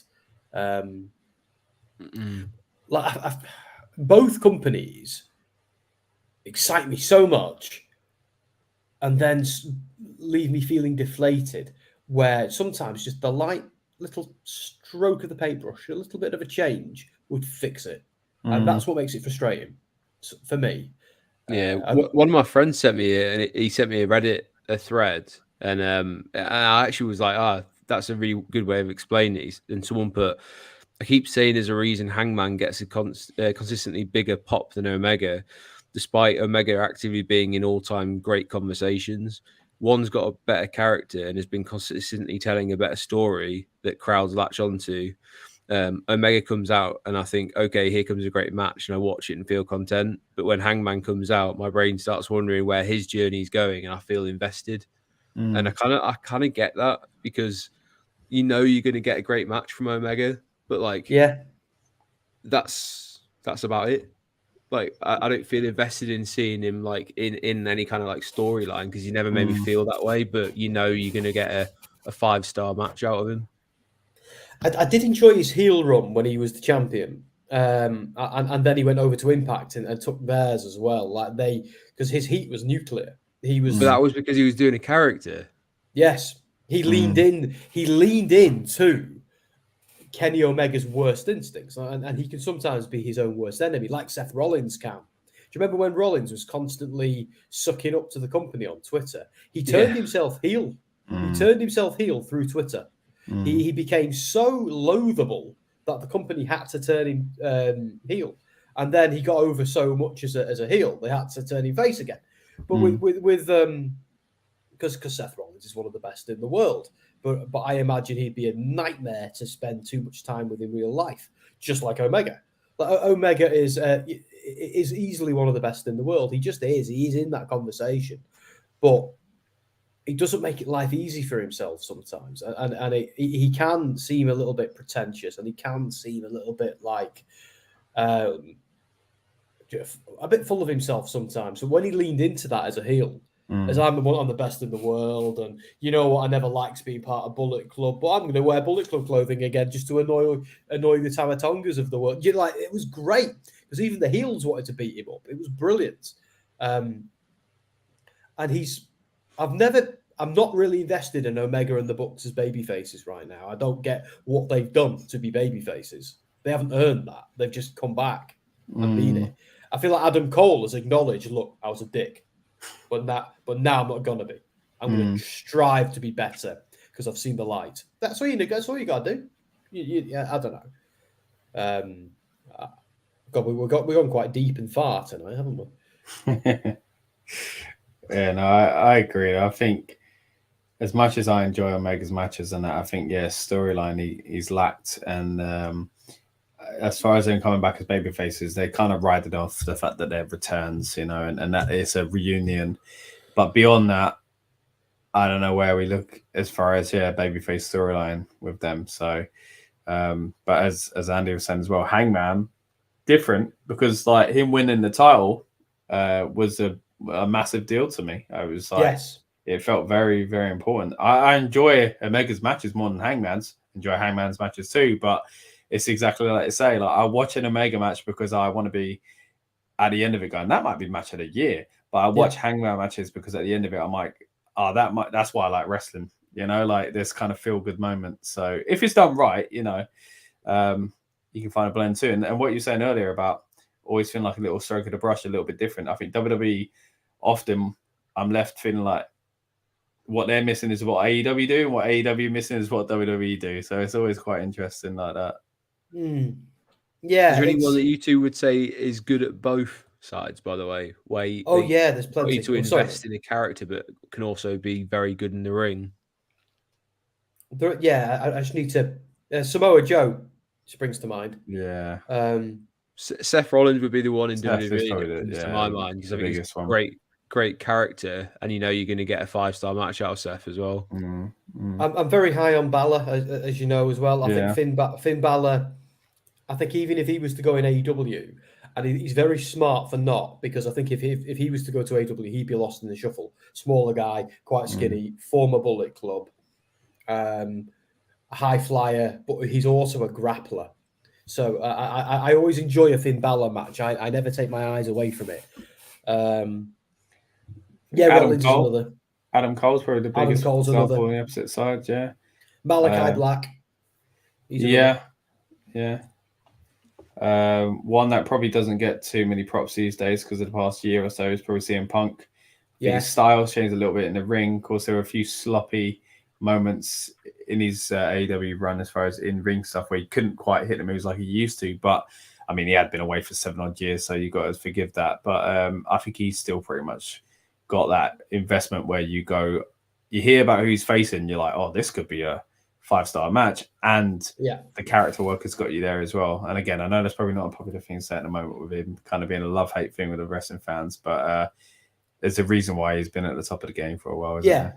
Of course there is, and anybody tries to deny it is talking rubbish. Like, would I want to go for a pint with him? Absolutely not. Because he wouldn't go for a pint with you, mate, because he'd have a Pepsi.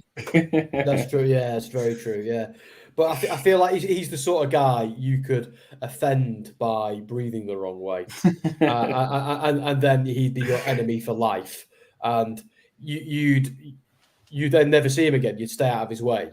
And you'd hear he was saying something about you to somebody else, and you'd all of a sudden just be Satan and this thing he had to destroy. I feel like have you ever met people like that? You know, you get the wrong side of them once, and then you're their enemy for life. And I feel like he's like, there's defo no smoke without fire with that Punk. He is, I believe, as difficult as people say he is, but I don't think he's the only one. And I don't think he's fully in the wrong in all that either. But I'm not going to relitigate the bloody brawl out. But because I think AEW, if the fan base is anything to go on, and I'm an AEW fan, it is a bit cliquey. I do feel like it's a little bit, you're either with us or you're against us, you know. And I get that from other AEW fans who think I'm some weird, or I'm just some WWE only guy who doesn't watch anything else. I watch the amount of wrestling I watch in a week is unbelievable. My wife can't get her head around it. I like them all. I'll go looking for more wrestling when I run out of wrestling. So I don't do tribalism on either side. I just want everybody to succeed together, really. But sorry, I'm watching Top Flight versus, I don't know who's like Top Flight, who's another like they're both stupidly talented guys, and get well soon, Dante Martin. But I feel like I'm just as likely to fast forward that match in AEW as I am to fast forward the Alpha Academy versus Maximum Male Models, because I've seen it. I've seen them do all those flips and stuff. I was about to tell you to shoosh there. Shoosh. And no disrespect to Maximum Male Models or Alpha Academy, I think they're all really, really good. But I've seen that undercard match before. Well, that's the problem. I think one of my biggest gripes with WWE is that when they kind of do this, do the same undercard feud for about 6 months, You know, and even massive stars have been lost in that. You know, the Usos versus New Day, 2 of the best teams of all time. But even 6 months of that is a bit of a pain sometimes, you know. So, like that Hell in a Cell match, good God. Oh yeah, unbelievable. Just so flipping good. Nearly swore there.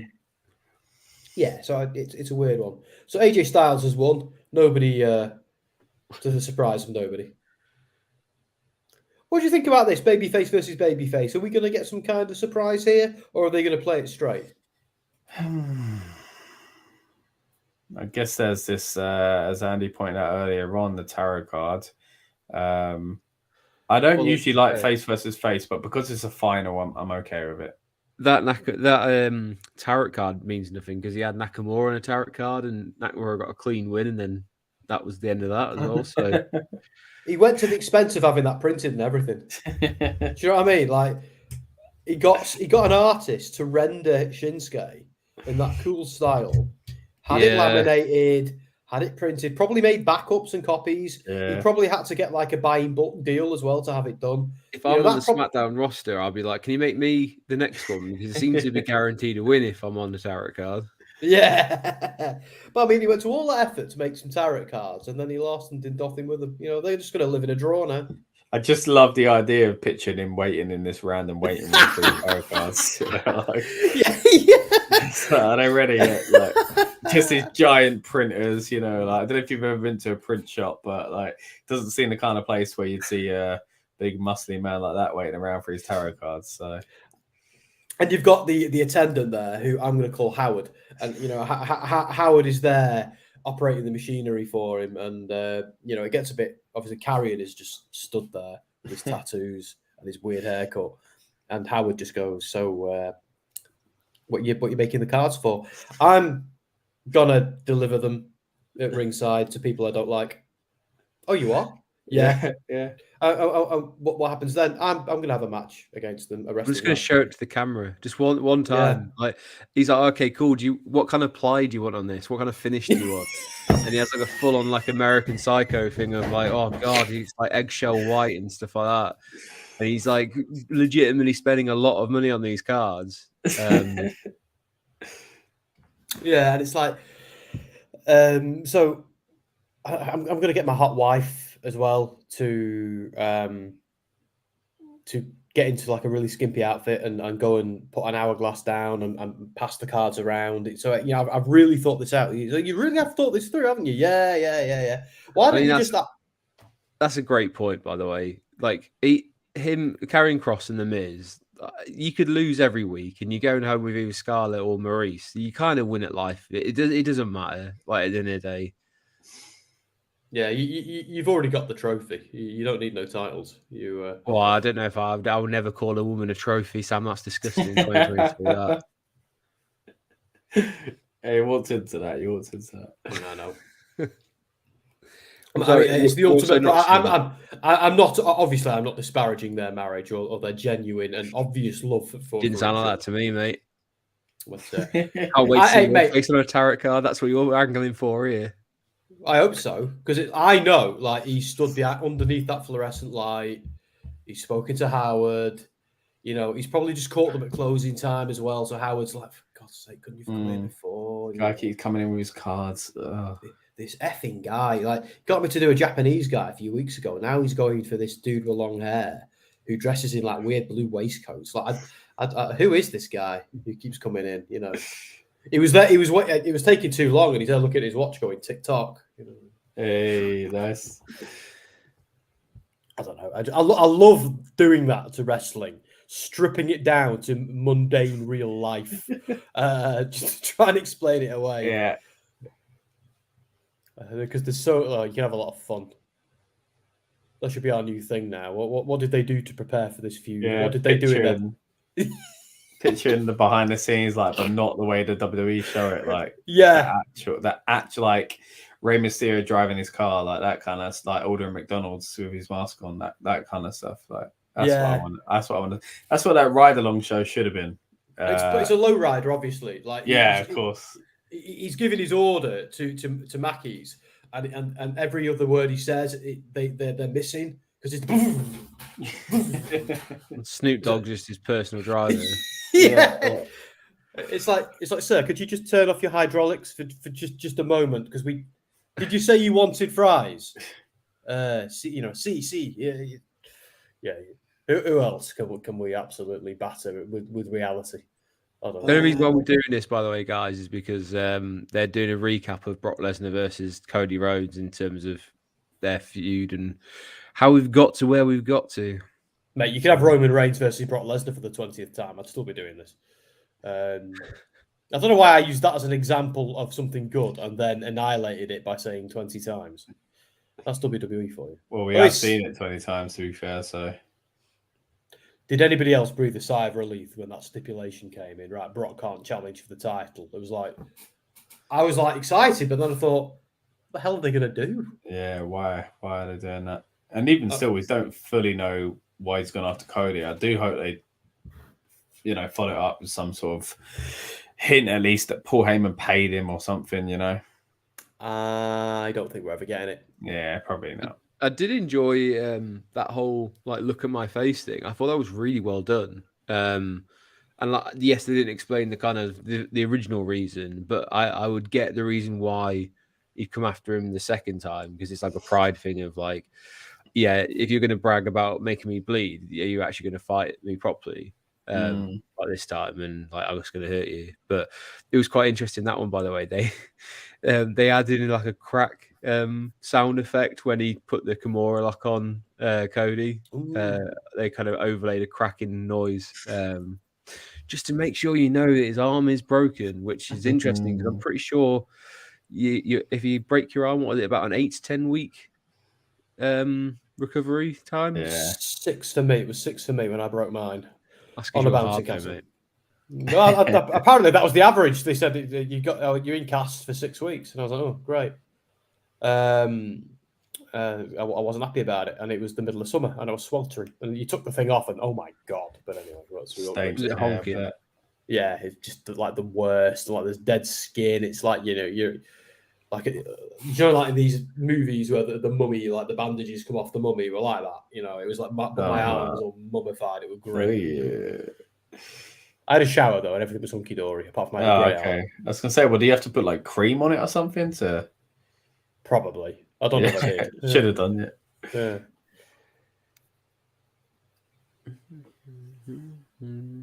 Well, we're in the last 15 minutes of SmackDown, and it's going to be the KO show. Thank you for joining me, guys, and for reliving a Breaking Bad scene with me with Karrion Kross. That was fun. That's good. Good comparison. That makes sense. That's what I had in my brain when it was going on. That's what I had in my brain, but with Kross, just in the bees, fluorescent lights. Yeah. All this. Bzz, bzz. I missed Sassy's comments there, by the way. They flashed up on screen. Oh, sorry. Yeah. We'll read them out. I think Sassy deserves that, of course. So my view of wrestling is.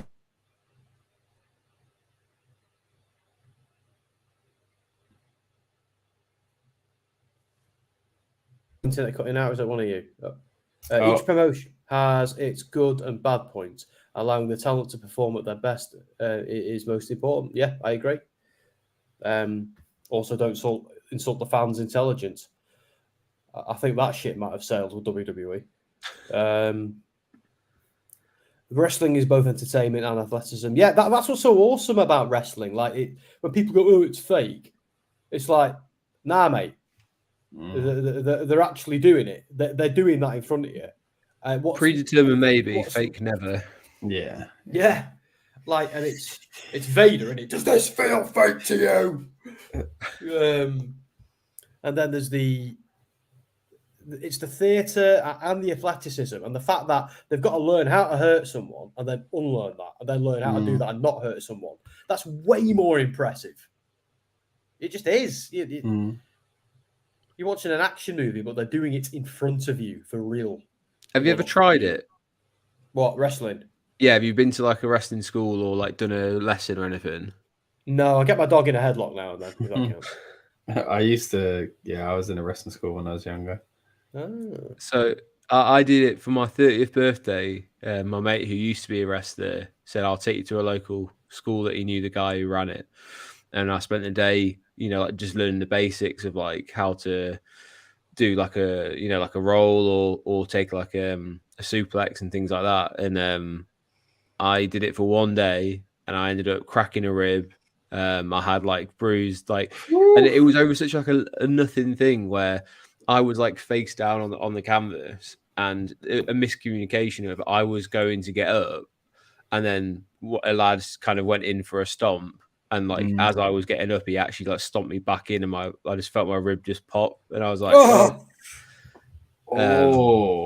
so it is one of those things. Is like people need to understand is like, and that's just in a kind of like wrestling school. That's not even having to do that in front of X amount of people. Where if that happened, you then got to like style it out while making sure you know where the camera is and things like that. So.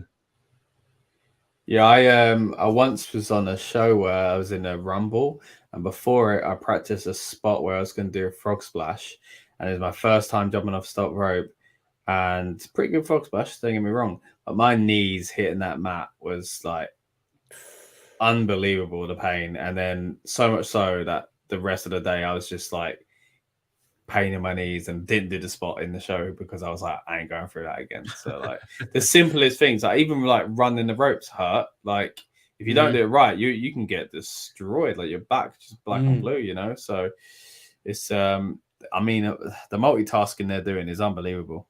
Yeah, the absolute bandwidth they need as well, and to make sure you don't hurt to be focused on yourself and then your opponent and the referee and the crowd. Yeah, make it look good. Yeah, and your facials as well have got to be like spot on in terms of like conveying what you're supposed to be doing. And I say when you get to like WWE's level where you have to face a certain way as well, and like everything has to be done to a certain direction, which people aren't used to.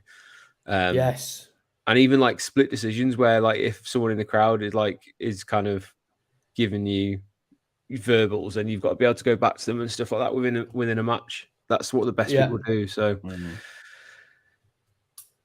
I love it when they do that on the fly when someone shouts at them, or it's like I love it when people are getting watted and they respond to the what. Yeah, that is one of my favorite things when it happens. One of my favorites is the Miz that time when he went, "Oh, you all sound like a flock of ducks." Wah, wah.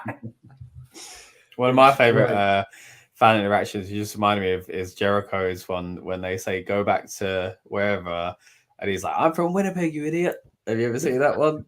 I think so. Roosevelt. They tell us to go back to somewhere like.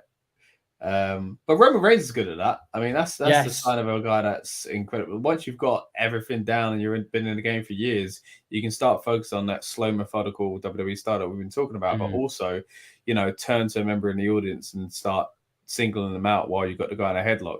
Like he's been incredible with that sort of stuff. Do you see the one where it was back when Paul Heyman was with Brock Lesnar and the person proposed in the crowd?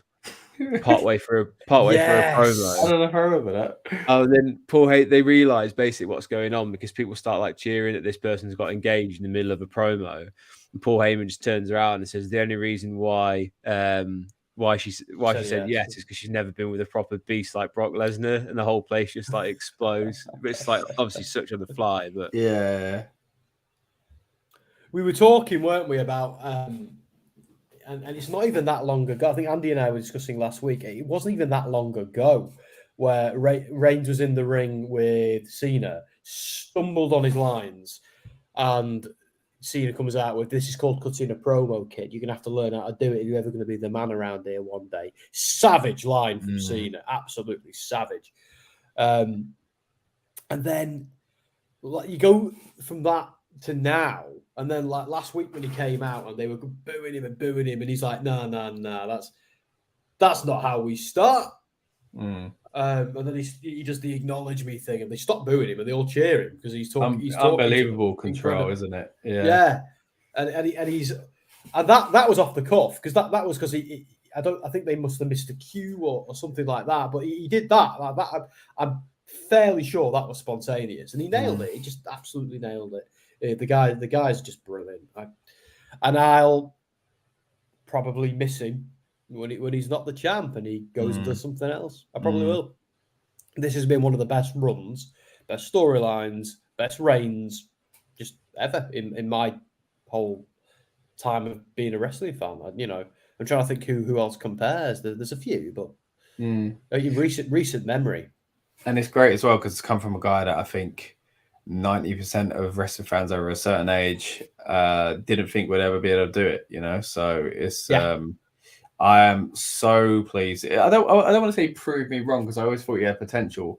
I think he was booked weirdly, like Cena was quite a lot as well. But this is exactly what he could have been and more than I ever hoped for, you know. So yeah, it has been great. I mean, the storyline has kind of run its course at times, and I think could have gone in certain directions. But like you say, when it does end, it's going to be kind of tough not to have him around if he does have a break, you know. There'll be a vacuum. There'll guarantee be a vacuum. Well, once there's a babyface champion and there isn't the threat of the final boss, which is Roman Reigns, there will be a vacuum. I'm almost certain of that. That's why Cody didn't lose this time round. They haven't got a big enough gap, you know, a big enough plug to fill that hole at the moment. That it's exactly that. And here's the thing with Roman Reigns: the solution was always so simple. The solution was turn him heel, lean into the beef, and they almost, you know, that almost went wrong when the crowd started loving him, and the crowd, obviously when he beat cancer and came back, the crowd genuinely wanted him to be okay and to be safe, and he became a proper baby face because it's a real life is more important than wrestling. And he, you know, when his health was an issue, all of a sudden the crowd, the pantomime booing just stopped. Yeah, I remember being really, really proud of wrestling fans when that happened, because a lot of idiots and sport hooligans or whatever wouldn't have changed a thing for them, but it did for wrestling fans.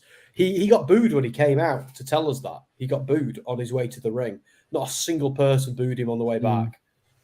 Because what you just said was heartbreaking. Yeah.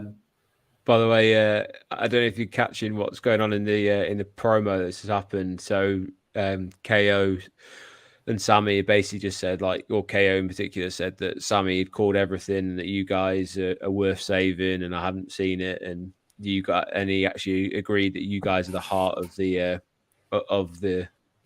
bloodline and stuff. And basically goaded Gimme. He's just said, when it comes to tag team wrestling, I am the tribal chief. Which brought out Roman. Heyman's face like looks terrified, doesn't it? Yeah, he's just saying, what did you do? Like calling yourself tribal chief. But this is where it's a bit kayfabe breaking for me, because if you're Roman Reigns at this point, surely you're insecure about the bloodline's loyalties and the control you're exerting over your family. So the last thing I'd do if I was Reigns right now is continue to piss off the Usos. Yet here he is doing it. And I wonder if it's just the delusion of a heel. Yeah, he still I mean, it's the way the bloodline starts, isn't it? He wants that respect, and he doesn't care how he's going to get it. He's convinced he's going to get it. Do you know what I mean? Because it worked the first time round. But he bricked himself at Solo Sikoa, didn't he, last week? When he accidentally bumped Solo, and Solo doesn't even move. And flipping that, Kevin Owens just destroyed him. But because the Usos are more conflicted than they've ever been now, aren't they? They're constantly overcompensating, and I think they've been the MVPs of this whole thing as well. The Usos, they've just been especially. Actually, no, both of them, because they've both been playing very, very, very different roles. What's going on with Solo? They've rebuilt Solo, by the way, into an absolutely unstoppable force. I know he lost one match to Cody, but in terms of like call-ups, I don't think I ever would have called that he would be one of the most dominant NXT call-ups of all time. Protect him. Yeah. It's because when he's a very different Solo to when he was in NXT, wasn't he? Because in NXT he talked a lot, he was on the mic quite a lot, he was a babyface for much of the time. But this Solo Sikoa, it's like you say, he's like the Umaga. He's just this silent killer. Yeah. And it's great. And even when he turns face again, and when he inevitably Samoan spikes Roman Reigns, and I'll pop out of my trousers for that when it happens one day. But this should continue to be his gimmick when that happens. Ooh. Passing Solo the tag belts. Jimmy's not so quick to pass them over to Roman, though. They're playing this very well, aren't they? Yeah. It's interesting that it's become Jimmy's the one who's now a bit more against Roman. Yeah. Yeah, because he was the one trying to talk his brother around, wasn't he?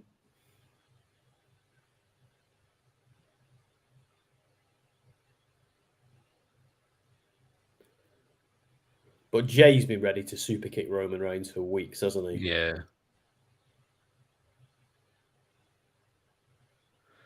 Oh, I think we're going to get like a double like super kick where the Usos, one of them kicks Solo and one of them kicks Roman. I think they're both kicking. I think they both kick Roman when the time comes, and Solo stands there conflicted for a moment, not knowing what to do. Initially sides with Roman, and then I reckon on the last day of it, when the only person he's got left loyal to him is Solo, he wants Solo to get involved, and Solo jumps off the rope. He goes, no. But even that visual of the Samoan spike, though, like you said earlier, like that's a great move to like turn on someone. Yeah, the island of relevancy is now against you. You know, there's so much they can do here. They must be having a field day when they're writing this and planning this, because there's so much good stuff they can do. Yeah, I know we said it like it's kind of started to run its course or whatever, but it did feel like, you know, when he had those few weeks off after Mania and he only came back a couple of weeks ago now, like it did feel like business picked up when he was back in, and like he had that 100%. One promo where like him interacting with the Usos say basically he failed and whatever.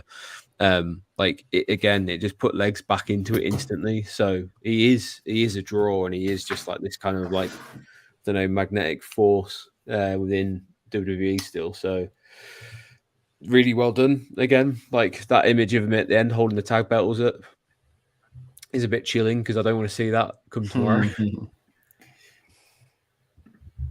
Interesting though, with Jimmy not really joining in with the old ones, but yeah. Oh, see, I never predicted the stuff with Jimmy. I always thought, I wonder if, because I've said it before and I'll say it again. For me, the money feud here is a do-over of the Jey Uso Roman Reigns feud. That to me is where this has all been going. It's never been about Sammy. It's never been about anybody like that. Sammy had his own thing, and it's mostly done now. But for me, this is about like Jimmy Uso. And do you remember when Jay? It's the money match is Jay versus Roman. But do you remember when Jimmy Uso came back from injury? And Hell in a Cell, and he stopped it. Yeah, it was. Well, after that as well. If you remember, after that, Jimmy came back, and Jay was now main event. Jey Uso was the right hand man, and Jimmy was like, "You've been very, very quick to throw your lot in with Roman after what he did to us." Like he soon came around, but there were him and Roman Reigns were not buddy when Jimmy came back. Yeah. Like there was still beef there, and it's only going to take Jimmy to remember that beef to make Jay remember his. Like this is some long-term storytelling, and it's really, really good. And it just goes to show that long-term storytelling the fans can handle, because they sometimes don't want to do it because they think we can't handle it. They think our attention spans are as bad as Vince's. But I don't know. Right. So you know what Dom likes us to do, don't you? I agree. He's right. Give it marks out of 5. Match of the night, performer of the night. Ooh. What are we thinking? 3 out of 5. or probably similar to last week, probably like a 6.5 if he was out of 10. Yeah, we give it out of 10, don't we? You give it out of 10. Yeah, probably 6.5. I'd say Jimmy is probably performer of the night. I like kind of him getting a little bit of the spotlight there at the end. And match of the night, probably the US match. Yeah, Gunther versus Austin Theory. Sheamus, you mean? Sheamus, yeah, Sheamus. Yeah, sorry. Yeah. It is 3 a.m. 3 a.m. Same thing. See, I thought the AJ versus Karrion Kross match was a little treat that I didn't think it was going to be as good as it was. And I'm going to rewatch that one tomorrow night. Oh, sorry. Oh, my God. Yeah, so I'm going to go with... I kind of want to give it to Jimmy just for his acting, but I think I'm going to give it to AJ because AJ looked insanely strong going into his match with Seth. But now that he looks so strong, I'm starting to worry that he's not going to win, and it's is Seth the shoe-in everybody thinks he is, and apparently so. So performer of the night, AJ. Match of the night, AJ versus Karrion. Out of 10, I feel like anything lower than 7 is a bit. It's like last week. It's inoffensive. There was nothing really bad, but it didn't like blow my mind like it did a few weeks ago. So I'll give it 7 out of 10. What about you, Scott? Performer, probably Jimmy as well. I think that last segment was really cool. A match, probably torn between the two that you've gone for, really. But I think I'll go for the opener, even though it ended with shenanigans. I like that because it kind of leads us towards something new as well. So that's quite cool. I would give it a 6 out of 10 or 6.5, only because it was basically a good show. I think 6 means it was a good show. It was a good rating, really. It's a nice middle ground. It wasn't bad. It wasn't excellent. But it was one of those kind of, I tend to say there's a lot on my channel. It did what it needed to do. It was just a simple show that was taped, and they couldn't really do too much without word getting out. So they kind of needed to kind of play it safe, I think. That being said, you do kind of want a little more from a go home show, I feel. But again, it's the best they can do when it's a pre-tape. So once again, did what it needed to do. Decent show overall, and ended in a nice little kind of conflicting storyline. So that's cool to see. Yeah, 100%. I think right then, guys. It's 3 a.m. We're doing this again tomorrow. Thank God today. It's in about 12 hours, I think, actually, lads. I know in about 13 hours we're meeting right back here, aren't we, for the preview show? So that'd be cool. They say you're meant to get 9 or 10 hours sleep. So if we actually do that, we've only got really 2 hours in between everything else that we've got to do. So you can tell you've not got kids, mate. No, yeah, you can. Yeah, and for now, it's that you know of. No. I've always been I've always been smart. Don't be a fool. Wrap your. Anyway. Thanks for joining us, guys. It's always nice. Otherwise, I would have been on my own, just shouting at clouds, which I'm fine doing. But it's easy to shout at you. Hey, but this time you got to imagine Karrion Kross at the photocopy machine. So it's. I wonder if anybody watching that back gets what we're doing there, gets that bit, and if it makes sense to anybody else but us. But I'm every time I think of that visual now of him just stood under the light talking to Howard, I'm just going to piss myself. I'm having the tarot card made. Yeah, you're back every week making a different one. Yeah. Why don't you just have them made in bulk? You just don't get it, Howard. You just don't get it. It's I never show who the next target is. I can't predict. Yeah. You just don't get it, do you, Howard? Yeah. Right, okay, we'll have someone for the outro. Thanks for joining me, guys, and everyone in the comments. Thank you so much for joining us as well. I think we did quite well tonight. That number went up a few times. We will be back tomorrow on Rebellious Noise for Scott's build-up show. Build-up, and. I think me and Dom will be covering the pay-per-view tomorrow. I'm so tired, I've forgotten what the bloody pay-per-view is called. Night of Champions. Night of Champions, that's the one. And Andy, are you going to just chill out with a beer and watch the show on your own tomorrow, or are you going to join either of our things? So my plan tomorrow is I will be joining Scott over on Rebellious Noise Wrestling for his for the build up.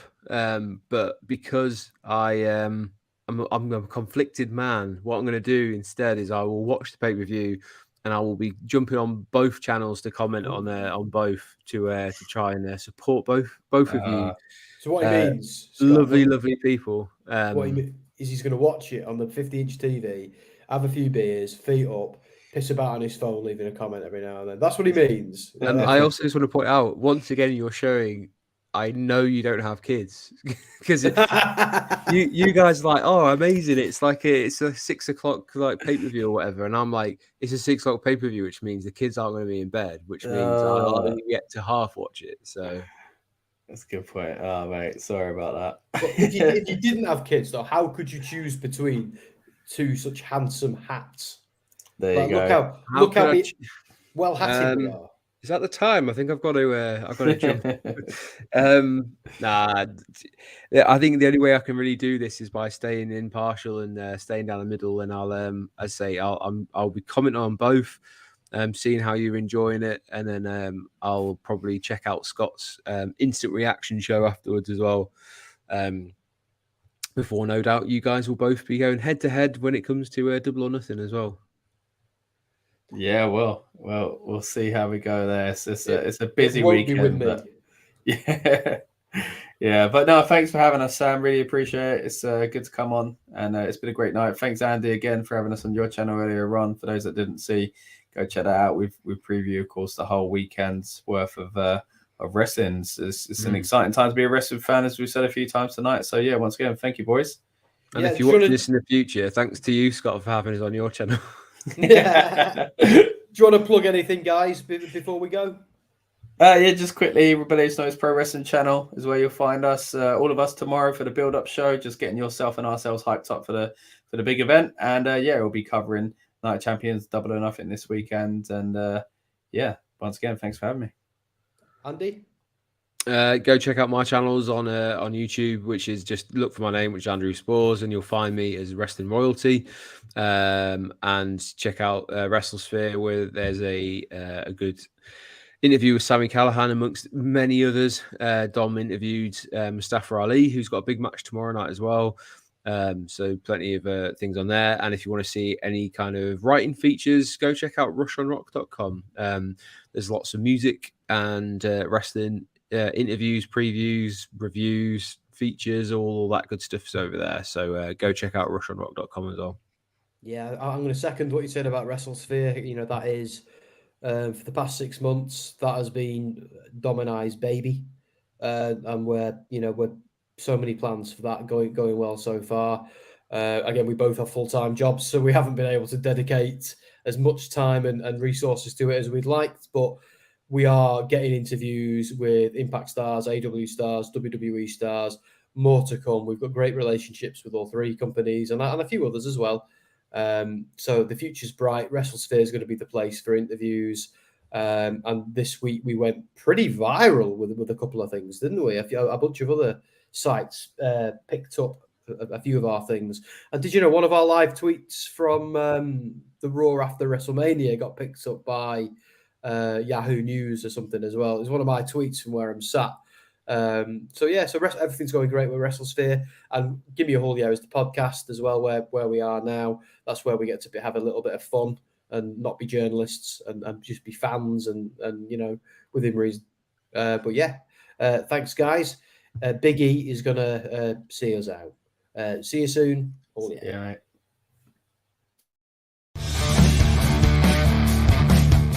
This is Big E from the new GAHY. Give me that whole year. Give it to me. I need it.